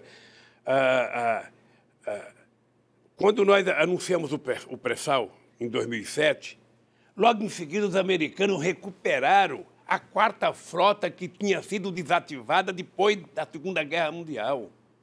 É muita coincidência, meu caro. Quando eles anunciaram isso, o que eu fiz? Propus à Unasul a criação de uma instituição dos militares da América do Sul, Conselho Sul-Americano de Defesa, para garantir a nossa tranquilidade aqui. Então, o petróleo é tudo, sabe, que motiva a guerra do Iraque, a destruição da Líbia e agora o Brasil. Por isso é que o Lula tinha que ser odiado e a Dilma, porque a gente criou a lei da partilha, porque a gente dizia que o petróleo era nosso, porque a gente criou fundo educacional com o petróleo, e não é possível, o petróleo tem que ser das grandes empresas petroleiras, é por isso que estão desmontando a Petrobras. Quero falar do petróleo, até por causa da coisa da Venezuela, e nós vamos entrar numa área internacional. Mas tem algumas questões que eu quero fazer para o senhor, e eu estou preocupado com o tempo. Uma é a questão da cobrança da autocrítica ao PT. Por quê? Tem uma derrota eleitoral importante. Segmentos que votavam no PT deixaram de votar e há uma cobrança, porque tudo que se descobriu na Petrobras tem uma corrupção endêmica mesmo. Aconteceram casos de corrupção ali. Não cabe uma autocrítica, presidente, sobre o que aconteceu? A única coisa que eu estranho é a obsessão, nesses últimos anos, de cobrar do PT uma autocrítica. E de não cobrar do PT, sabe, as políticas extraordinárias que nós fizemos nesse país. Eu nunca vi ninguém cobrar autocrítica do Fernando Henrique Cardoso. Eu nunca vi ninguém cobrar autocrítica do comportamento de setores da imprensa. Sabe, é o seguinte, o PT faz autocrítica todo santo dia. O PT faz uma autocrítica importante na questão da corrupção? Veja, por que o PT faz autocrítica, querido? Porque quem tem que fazer críticas ao PT é a oposição. Eu, às vezes, acho que as pessoas cobram a autocrítica do PT porque não tem crítica. Então, as pessoas querem que o PT diga o caçou seu defeito. O PT tem muitos defeitos. O PT é um partido construído de seres humanos que erram, que acertam. Mas as nossas virtudes são infinitamente maiores. Olha, como é que o Lula pode fazer autocrítica da indicação de diretor da Petrobras para o Conselho indicar? Como é que pode?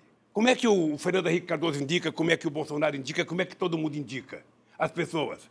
Olha, quem é que denunciou que o Paulo Roberto era ladrão uma vez na vida? Nem a Polícia Federal, nem o Ministério Público, nem a imprensa, nem o Sindicato dos Trabalhadores, nem o Conselho da Petrobras. Olha, por que eu vou fazer autocrítica? Olha, se eu voltasse, eu vou fazer autocrítica porque indiquei ministro da Suprema Corte? Eu não indiquei para mim, indiquei para a Suprema Corte. Então, veja, eu tenho autocrítica a fazer. Eu acho que eu poderia ter feito mais pelos pobres e não fiz. Eu poderia ter feito mais investimento e não fiz. Mas eu quero que as pessoas reconheçam quem é que investiu mais em ciência e tecnologia, mais em educação primária, mais em educação fundamental, mais em ensino técnico, mais em universidade, mais em ciência e tecnologia. Quem é que investiu mais nos pobres nesse país? Quem é que levantou a moral desse país? Essas coisas que eu quero discutir. Agora eu fico cobrando do PT, dando autocrítica, e eu não vejo cobrar dos outros. Alguém, por exemplo, já cobrou autocrítica da história desse país? Então, é o seguinte, olha, nós temos defeitos. Temos defeito. E se tem um governo que foi atacado, sabe, quantos jornalistas você pensa que tem com a tua seriedade no país? Tem poucos, Kennedy. Pessoas que têm coragem de falar bem quando é obrigado a falar bem, quando tem necessidade, e é capaz de criticar. Sabe, na hora que tem que criticar. Quantos tem, Kennedy? Esse país virou um país... Há vários jornalistas. Tem você, tem Jânio de Freitas. Você conta nos dedos, nessa mão aqui que só tem 4. Sabe? Você vai contando nos dedos os caras que escrevem, sabe, com seriedade. Então, Kennedy, é o seguinte, olha, o PT perdeu as eleições. Eu lamento que não tenha sido o PT que perdeu, tenha sido o povo brasileiro que perdeu. O Collor teve 39% dos votos do total desse país. 57% dos válidos, correto? Então, tem 61% das pessoas que não votaram. As pessoas se dirigiram à urna, sabe, em outubro, com ódio, demolida por um antipetismo, sabe, a ponto de pessoas acreditar que o Lula era comunista, que não sei quem era comunista, ou seja, é uma doença mental grave que foi tomada de algum... Era uma situação difícil. E o senhor respondeu para o documentário que se o senhor tivesse sido candidato, o Bolsonaro não seria presidente hoje. Por quê? Eu teria ganho no primeiro turno. Você sabe por quê? Porque eu tenho uma relação com a sociedade que é muito mais uma relação da sociedade comigo do que do Lula para ela. Ou seja, eu sei o que eu fiz nesse país. Eu sei o que aconteceu nesse país. Se tem uma pessoa que tem os números na cabeça, eu tenho. Eu lembro que quando eu ia fazer um debate, eu ficava citando até a quantidade de poste que se ia colocado no Luz para Toda, a quantidade de fios, a quantidade de vezes que dava para enrolar a lua. Sabe? Eu tinha noção das coisas que eu tinha feito, eu tinha noção da alegria de um cara entrar numa universidade pelo ProUni. Eu tinha noção disso. Sabe? Então, eu tinha certeza que eu ganharia as eleições. Tinha certeza. Agora, eu não vou ficar chorando leite derramado, correto? Eu agora quero trabalhar para recuperar o prestígio do PT, para recuperar o prestígio da esquerda, para limpar o meu nome e para mostrar, na verdade, quem é, sabe, que cometeu crime nesse país. Vou correr agora um pouquinho na entrevista com o senhor aqui, queria a sua ajuda. Qual foi o peso do episódio da facada para a vitória do Bolsonaro? Olha, eu estranhei aquela facada, estranhei como é que se deu a apuração daquilo, estranhei como é que o segurança protegeram o cara da faca, estranhei a contratação de um advogado, estranhei o isolamento do cara, uma série de coisas que muita gente tem dúvida na sociedade. E a facada, se foi uma coisa perigosa para o Collor, para o Bolsonaro, a verdade é que a facada o protegeu de mostrar quem ele é, na verdade, se ele tivesse participado dos debates. E quem ele é, na verdade? Aí a canalice nesse país. Quando eu fui candidato, que eu não participei de um debate, colocaram uma cadeira vazia. Fernando Henrique Cardoso não fez nenhum debate, em 94 e 98, nunca colocaram uma cadeira vazia. O Bolsonaro não foi no debate, foi da entrevista na Record. E não colocaram uma cadeira vazia e nem levaram o Haddad para dar entrevista. Numa demonstração inequívoca, sabe, do comportamento falacioso da imprensa nessa eleição de 2018. Então, meu caro, eu ganharia as eleições com isso mesmo. Porque em 2018... Só lembrar em você uma coisa. Em 2010, eu fui apoiador da Dilma. Foi a única eleição que não teve um panfleto contra o Lula. Eu era unanimidade no meio político. Até o governador Serra, que era o adversário da Dilma, começou a campanha dele fazendo uma propaganda que era amigo do Lula. Eu sou amigo do Lula. Procura alguém que falou mal do Lula em 2010. Eu saí do governo unanimidade nesse país. Unanimidade. Era 87% de bom e ótimo, era 10% de regular e era 3% de ruim e péssimo. Então, meu caro, depois do que a imprensa fez comigo, sabe, Kennedy, você sabe que eu não sou de lamentar, porque eu sempre acreditei que eu ia derrotar, mesmo falando mal de mim. Mas eu já tenho mais de 100 horas do Jornal Nacional contra mim. E não tem 5 minutos a favor nesses anos todos. Presidente, o senhor disse que o Moro não sobreviveria na política. Por quê? Olha, porque ele não nasceu para isso. Ele nasceu para se esconder atrás de uma toga, sabe, e ficar lendo o Código Penal. Sabe, é isso que ele nasceu. Ele tem que se expor a debate. Eu, por exemplo, adoraria, se sair daqui, fazer um debate com o Moro sobre os crimes que eu cometi. Aonde ele quiser, na universidade que ele quiser. Sabe, ele escolhe o público, eu só quero que seja transmitido pela imprensa. Presidente, a democracia brasileira corre risco com Bolsonaro? Eu acho que corre muito risco. Veja, ele acaba de fazer um decreto acabando com todos os conselhos populares que foram criados a partir da Constituição de 88. ele defende barbaramente um Estado armado, um Estado policialesco. Ou seja, você não vê cidadão fazer um gesto a não ser um gesto de atirar. Ele, na cabeça dele, acha que arma resolve o problema de todo mundo. Ele acaba de autorizar que fazendeiro pode utilizar arma e atirar em quem quiser. É um doente. Acho que o problema do Brasil se resolve com arma, o problema do Brasil se resolve com livro, com escola. Qual é a sua avaliação, presidente, sobre as fortes suspeitas de que a vereadora Marielle Franco tenha sido morta por milicianos? Olha, eu acho que prenderam esses dois que foram presos para tentar evitar mais investigação. E eu acho que a gente precisava continuar investindo para saber quem é o mandante. Presidente, eu queria falar um pouquinho da política internacional. O Nicolás Maduro deveria convocar eleições gerais na Venezuela? Eu fui presidente do Brasil e eu quero te dizer uma coisa muito clara. Eu acho que o Maduro tem que tomar a decisão que for melhor para o povo da Venezuela e o povo é que tem que obrigar o Maduro a fazer as coisas. Mas qual é essa melhor decisão? Não, eleições gerais? O povo é que decide, pode ser eleições gerais, mas o povo é que decide, não vai ser eu que vou ficar dando palpite. Sabe? O que eu não aceito, hipótese alguma, é a intromissão do Trump, que ele deve cuidar dos Estados Unidos. Um cara que está fazendo um muro, sabe, para separar o povo pobre da América Latina dos Estados Unidos, querer ficar preocupado com o povo na Venezuela, mas ele se preocupar com o povo dele, se preocupar em derrubar o muro. A gente comemorou o muro de Berlim, a queda do muro de Berlim, agora está ele construindo o muro. Então, a Venezuela, o povo da Venezuela tem que ser soberano para decidir o seu destino. Agora, não dá para a gente aceitar, obviamente, o que está acontecendo na Venezuela, o povo passando fome, o desemprego. Acho que o Maduro tem que refletir, tomar uma decisão com o partido. Mas eu insisto, eleições gerais não seriam melhor? Daqui de fora eu posso dizer que é, Kennedy, mas eu não estou lá dentro vendo o clima. Mas o senhor acha que é? O que eu acho errado é um picareta como esse como chama? Juan Guaidó. Guaidó. Um picareta.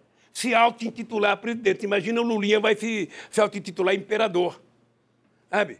Ora, é uma vergonha os países dar apoio a um cidadão desse. Ele não merece. Nós resolvemos crise na Venezuela conversando. Esse que vos fala tinha apenas 21 dias na presidência da República do Brasil, quando eu propus a criação do grupo de amigos da Venezuela. Tá? E coloquei para participar os Estados Unidos e a Espanha. Não é o que deveria acontecer agora? Eu acho. Agora, quem é interlocutor? O Brasil poderia ser. Mas com esse ministro que nós temos e com esse presidente, eles não têm noção do que estão fazendo. Essa gente precisaria saber o seguinte: se essa gente pegasse uma caneta, um economista, e fizesse uns cálculos, quanto custou a Guerra do Paraguai, traduzida em dinheiro de hoje, eles iam saber que qualquer coisa vale mais a pena do que uma guerra. Agora, para os Estados Unidos é bom, porque ele só faz guerra longe, longe, longe. Que efeito teria uma invasão da Venezuela usando o território brasileiro como apoio, como aventam alguns do governo Bolsonaro? Seria desastroso, por todos os aspectos. Seria desastroso politicamente, economicamente e militarmente. Sabe, o exército brasileiro não está preparado para a guerra. O exército brasileiro está preparado durante muito tempo para procurar inimigos externos. A partir da Constituição... Inimigos internos. Internos. A partir Você falou externos. Não, internos.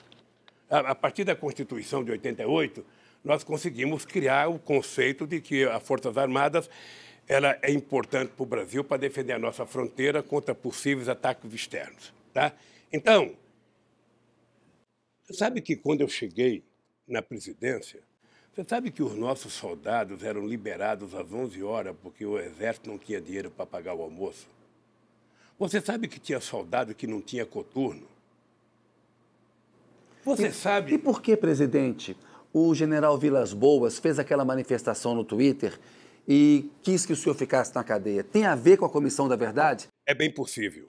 É bem possível, porque a gente tem duas instituições no mundo, que é a Igreja e que é as Forças Armadas, que não aceitam ser fiscalizadas. Graças a Deus, o Papa Francisco está quebrando esse tabu e está fiscalizando a Igreja Católica.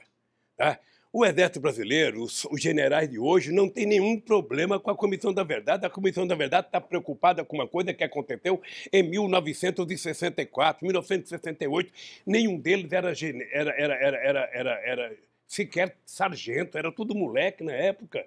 Olha, se eles cometeram um erro, você veja na Argentina... Mas eles defendem o que eles fizeram. Diz que atuaram para evitar um golpe. O problema do Brasil é outro. É que a nossa cultura é uma cultura um pouco, sabe... Se de um lado a gente agradece, do outro a gente fica, às vezes, até constrangido. Aqui tudo tem um acordão. Tá? Pensa num país que não gosta de uma briga, é o Brasil. Tudo. Você pegar a história do Brasil, toda vez que o povo esteve em ascensão para chegar perto, houve um acordão.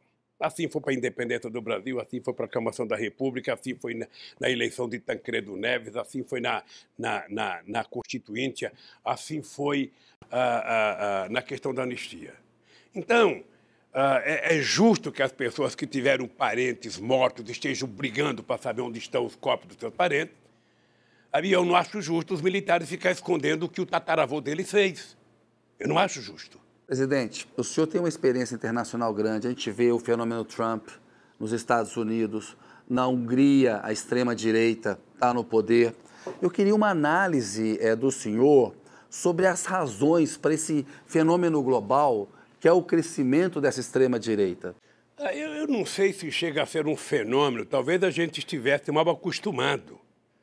Mas vamos pegar o grande fenômeno de 1980, com a eleição do Riga e com a eleição da Margaret Thatcher, que implantaram a chamada globalização. Ali foi uma coisa muito forte. Você tinha o Riga, você tinha a Margaret Thatcher, você tinha o Helmut Kohl, presidente da Alemanha, que aí era uma potência de direita governando o mundo. Olha o que está acontecendo agora. Houve uma evolução dos chamados setores mais progressistas da sociedade em toda a Europa e na América do Sul.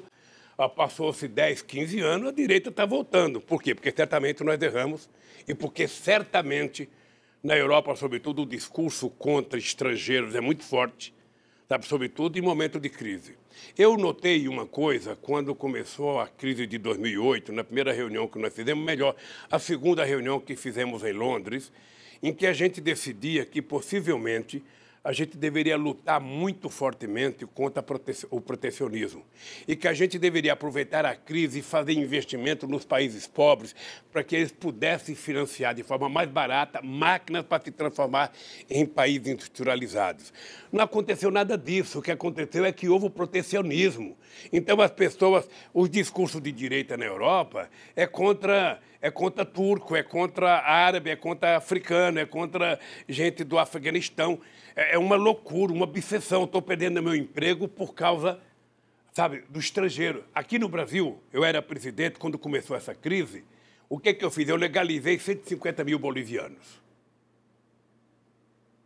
Legalizei 150 mil bolivianos, para mostrar o seguinte, não é a imigração que causa problema. Qual é a sua opinião sobre o Brexit, que é a possibilidade de saída do Reino Unido da Europa? Eu não tenho uma opinião formada. Eu, se fosse inglês, não votaria para sair. Por quê? Porque eu acho que vai ser mais difícil para a Inglaterra sobreviver, sabe? Comercialmente é importante. Tanto é verdade que eles agora estão preocupados, sabe? Mas eu acho, Kennedy, que a construção da União Europeia foi uma coisa muito forte para a democracia mundial. A construção da União Europeia foi uma coisa muito forte que deveria servir como exemplo de convivência pacífica na diversidade. Lamentavelmente, tem ajuste que precisa ser feito. E eu acho que a situação da Inglaterra é uma situação delicada internamente. Sabe? Se a Europa começar a criar confusão para produtos de exportação da Inglaterra, vai ser muito ruim. Agora, como eu não estou lá, o que eu estou dando é apenas um palpite. Presidente, vamos correr aqui que estamos quase acabando. Eu quero fazer todas as perguntas para o senhor. Para a esquerda brasileira vencer em 2022, ela precisa se unir para ter mais chance, como a gente viu acontecer agora na Espanha? E aí o Ciro, os setores do MDB, moderados, têm que estar juntos com o PT? Olha, eu tenho a memória histórica porque eu participei de todas as eleições no Brasil até 2006. Eu fui candidato em 89, 94, 98, 2002, 2006. Muitas delas houve vários candidatos da esquerda. O Ciro Gomes saiu candidato 2 vezes quando eu fui candidato. Garotinho saiu candidato. E depois a gente se juntou. Mas para vencer o Bolsonaro, essas forças conservadoras em Veja, 2022... O problema do Bolsonaro é que nem ele acreditava. Houve um certo menosprezo à candidatura do Bolsonaro, porque nem ele acreditava. O Bolsonaro já estava contente com 15%. Ele jamais imaginou ter isso, pela figura histórica dele, pela trajetória histórica dele. Então, se tem um cara, sabe, que ganhou sem querer, foi esse homem. Sabe? Ele não estava... Ninguém acreditava nisso. Eu duvido que tenha um político experiente que acreditasse nisso. Talvez seja isso que tenha feito ele ganhar. A animosidade criada contra a classe política, o PSDB está no poço que estava, e ele ganhou. Tá? Obviamente que a esquerda poderia ter se juntado no segundo turno. Para isso é que nós criamos o segundo turno. Você disputa o primeiro, sabe? Se no primeiro não der, você disputa o segundo turno. É para isso que foi criado o segundo turno. Eu sei disso porque eu participei. Briguei muito pelo segundo turno. Agora, sabe, não deu certo. E quem paga o pato é o povo brasileiro. O senhor disse que o ex-presidente Fernando Henrique Cardoso não tem jogado da forma que o nome dele merece. Que gesto concreto o senhor esperaria do Fernando Henrique Cardoso? Veja, é difícil ficar fazendo julgamento de um homem de 86 anos, acho, de idade. Ou seja, eu acho que ele dessa idade, um cara com 86 anos não tem que ter mais agenda, não tem que ter mais nada, faz o que ele quiser. Ele tem falado mais coisas erradas do que coisas certas. Ele tem contribuído muito mais para agravar a situação do que para arrumar a situação. O que ele deveria dizer? Ele poderia ter influenciado melhor o PSDB, sabe, para que tivesse um candidato mais plausível para disputar as eleições. O senhor sonha em ser candidato à presidência novamente ou o senhor descarta essa possibilidade? Você acha que eu não tenho mais idade para ser presidente? Eu, quando chegar às eleições, eu vou estar com 76 anos de idade.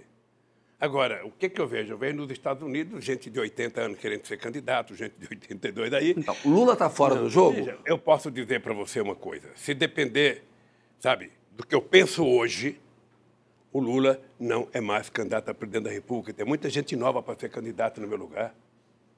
Sabe? Eu não posso ser um candidato, sabe, se eu não tiver 100% de energia, 100% de saúde e disposição.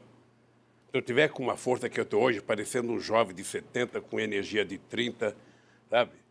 Quem sabe? Sua saúde está boa? A cabeça está boa? Estou bem. Graças a Deus eu estou bem. Eu estou aqui, eu me preparo. Você sabe que eu sou um cara que leio muito, assisto muita coisa de política.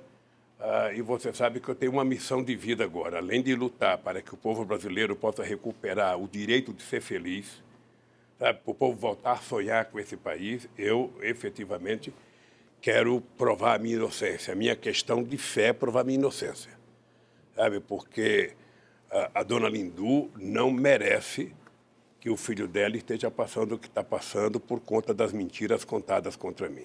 Presidente, o que mudou no seu modo de ver ficar mais de um ano preso? E qual foi o momento mais difícil? Eu, na verdade, que não tive muitas discussões antes de vir para cá. Eu tive muita gente que achava que eu deveria sair do Brasil, muita gente que achava que eu deveria ir para a embaixada. E eu, em função de eu ter sido presidente da República, em função, sabe, de eu ser quem eu sou na relação que eu tenho com a sociedade, eu achei que eu não poderia me permitir ser um fugitivo ou ser um exilado. Eu resolvi, eu vou para o meu país, é lá em Curitiba que eles me querem, eu vou para lá. Por isso tomei a decisão, estou muito tranquilo aqui. Eu te digo todo santo dia, não acredito que o Moro e que o juiz que me julgaram durmam com a consciência tranquila que eu durmo. Não acredito. Me preparo muito. Às vezes você vê eu bravo assim, mas eu não tenho ódio, não. Eu tenho muita tranquilidade, sabe, porque eu sei o que está acontecendo nesse país e vou brigar para que os setores progressistas da sociedade voltem a governar esse país. Não é possível a gente conviver com a quantidade de mentira que nós estamos convivendo. E aí envolve a questão da Venezuela. Veja, a questão da Venezuela nós resolvemos, ou seja, você pode... Coloca os países da América do Sul para resolver. Olha, imagina se você é presidente do Brasil e eu me proclamo candidato a presidente da República. E aí eu começo a chamar gente para ir para a rua protestar contra você. Aí eu vou tentar convencer militares a dar um golpe em você. Mas a Venezuela não virou uma ditadura? O Maduro mudou a Suprema Corte, reprime a população. Como é que foi as eleições do ano passado?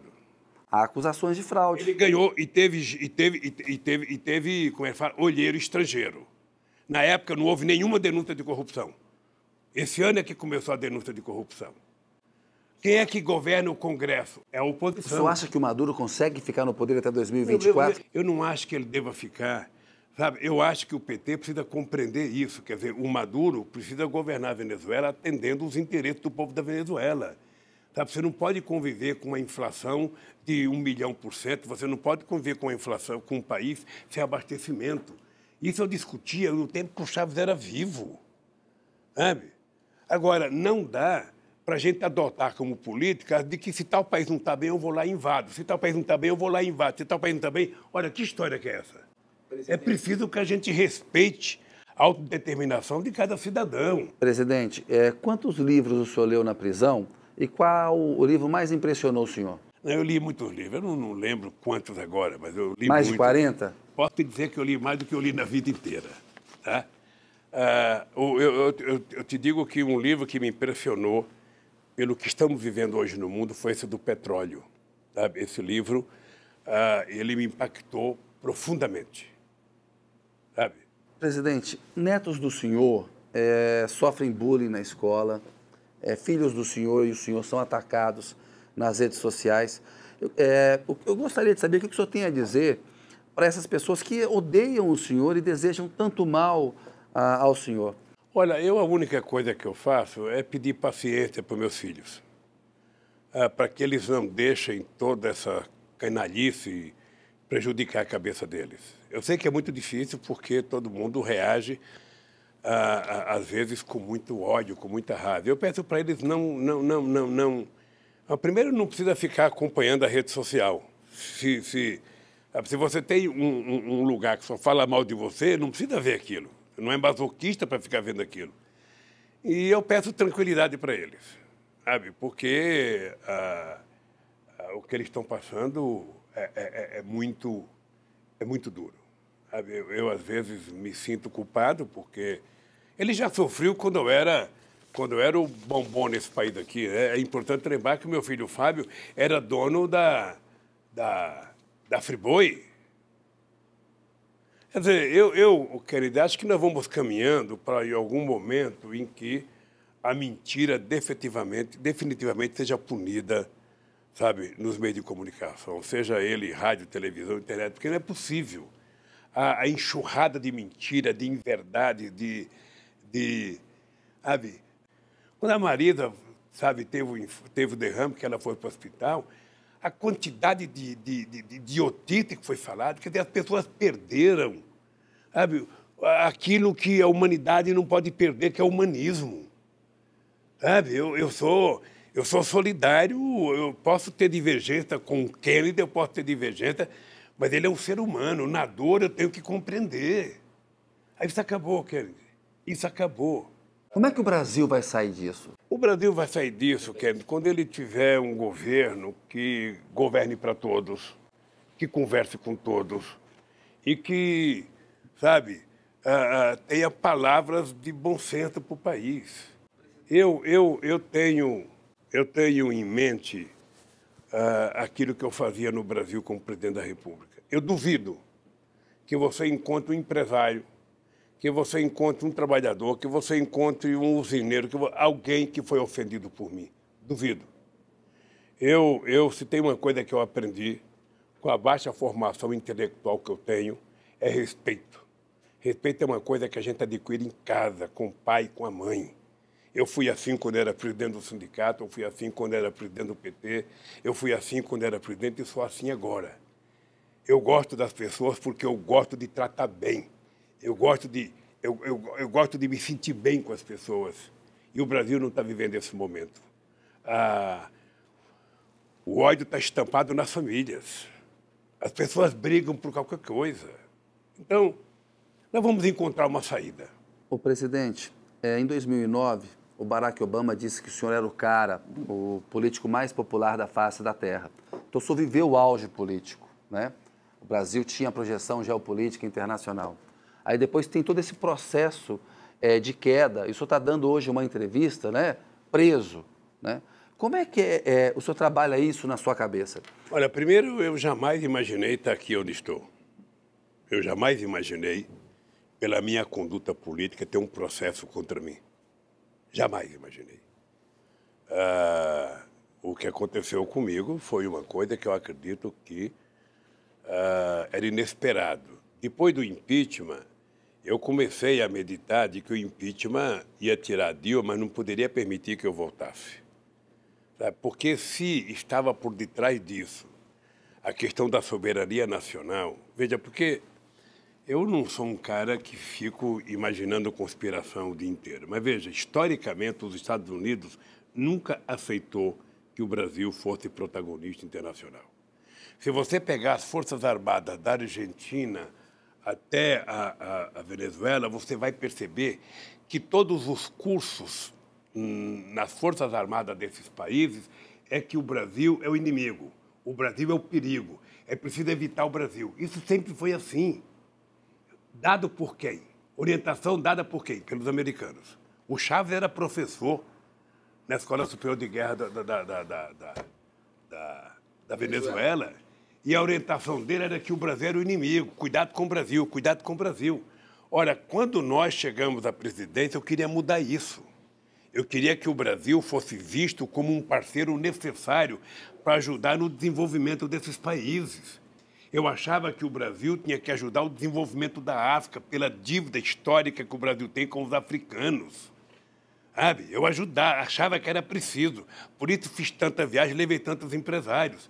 Você está lembrado que eu fui da primeira reunião lá no Congresso Nacional entre o mundo árabe e a América do Sul. E inventaram que era uma coisa contra Israel. Eu não tenho nada contra Israel. Quero que o povo de Israel viva a sua vida e quero que eles deixem os palestinos viver a vida deles. Então, Kennedy, eu acho que isso incomodou muito,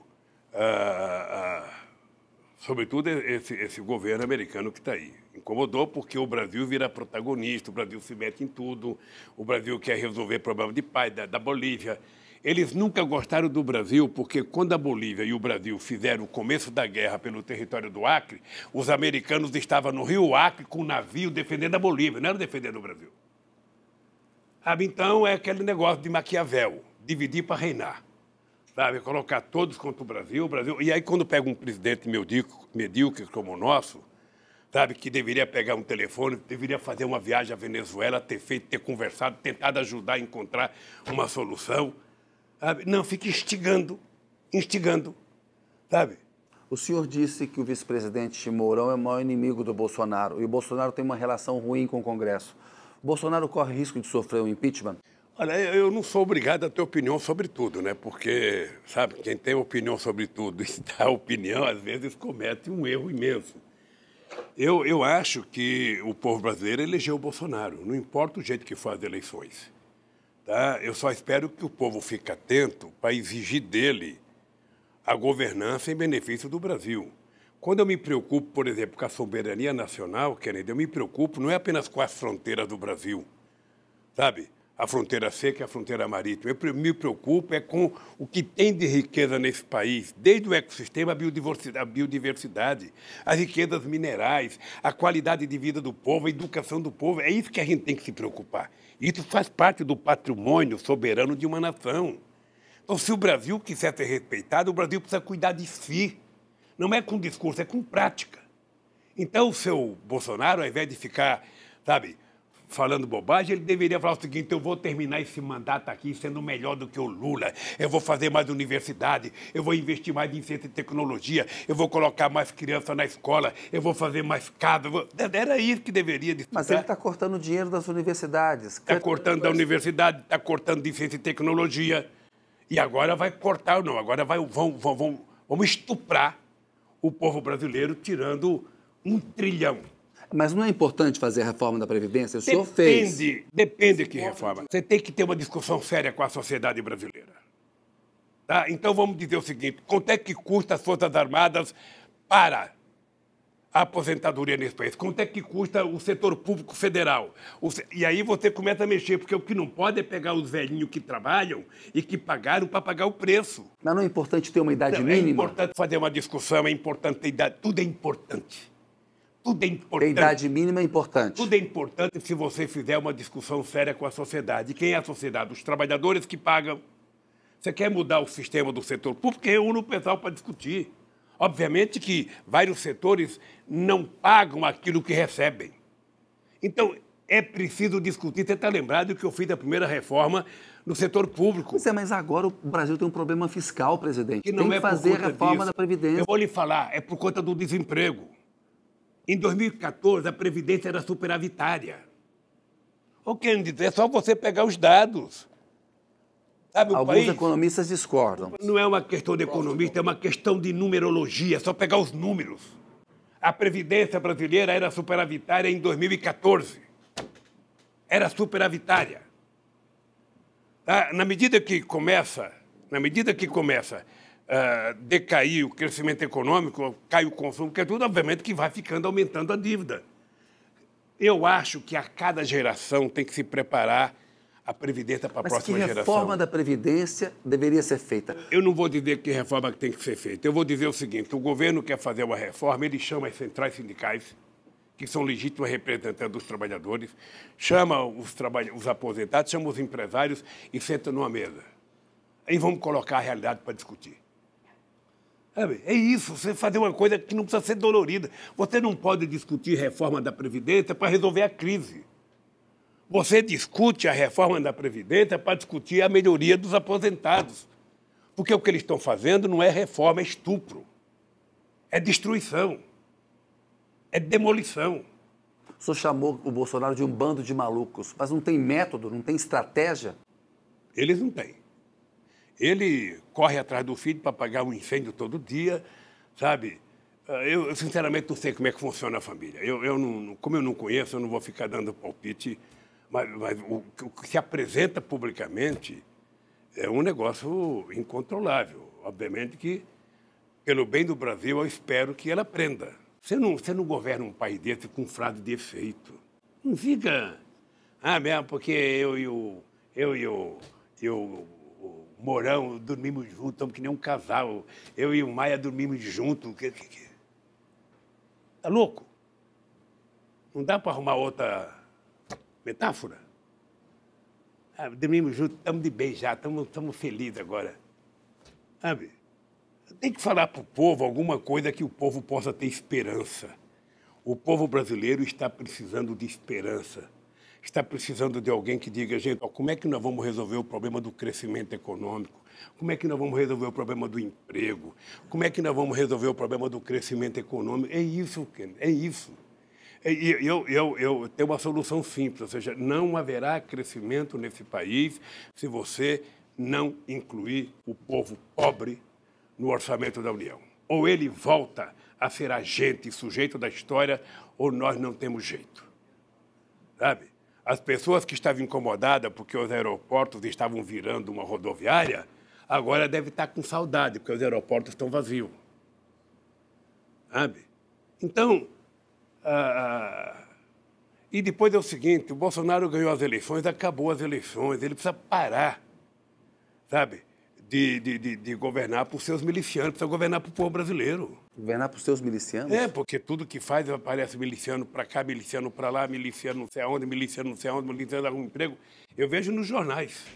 Presidente, o que o senhor tem a dizer aos seus apoiadores que fazem uma vigília aqui em frente por 391 dias? Olha, eu não tenho palavras para agradecer essa gente. Não tenho palavra porque eu jamais imaginei que isso fosse acontecer. Eu, quando sair daqui, se abraçar eles o resto da minha vida, eu não pagarei o carinho, sabe? O que é levantar de manhã com um bom dia, presidente Lula, ou boa tarde, presidente Lula, e dormir com um boa noite, presidente Lula. Eu sou gratificado muito, muito, muito a eles. E peço a Deus que, sabe, eu saia logo para eles poderem ficar tranquilos para cada deles dormir. No mais, Kennedy, eu estou vendo a pressa da entrevista, eu só queria te dizer o seguinte, olha, Queria fazer outras mais com o senhor, fazer um documentário. Eu sou um homem que estou muito tranquilo com a minha consciência. Você me conhece há muitos anos. Sabe? Você sabe do respeito que eu tenho por você como jornalista. Eu sou um homem muito tranquilo. Eu tenho muita consciência do que está acontecendo no Brasil. Eu tenho consciência do que eu fiz nesse país. Sabe? E é muito difícil a elite brasileira aceitar que tenha sido eu a ter feito o que fiz nesse país. Sabe? O país nunca viveu um momento tão extraordinário como viveu no meu governo, inclusive de autoestima. E ser acusado da forma que eu fui, sabe? Eu tinha duas opções, ou me calar, às vezes eu fico pensando em fazer uma delação contra o Moro, o Delaiol e o juiz que me julgaram. Mas não aceitam. Então não tem para quem fazer, a não ser para você um dia fazer uma delação. Sabe? Então eu só tenho eu mesmo, esse povo maravilhoso que está aí fora, para provar a minha inocência. Quando eu provar a minha inocência, eu posso morrer tranquilo. Espero que os meus advogados, sabe, cuidem dessa questão da tal da detração, sem abrir mão da minha defesa, porque se eu tiver que abrir mão, eu morrerei aqui dentro. Presidente, muito obrigado aí pela sua entrevista. Obrigado a você, Kennedy. Desculpa por não responder tudo que você queria saber. Quando quiser, fazemos outras. Obrigado.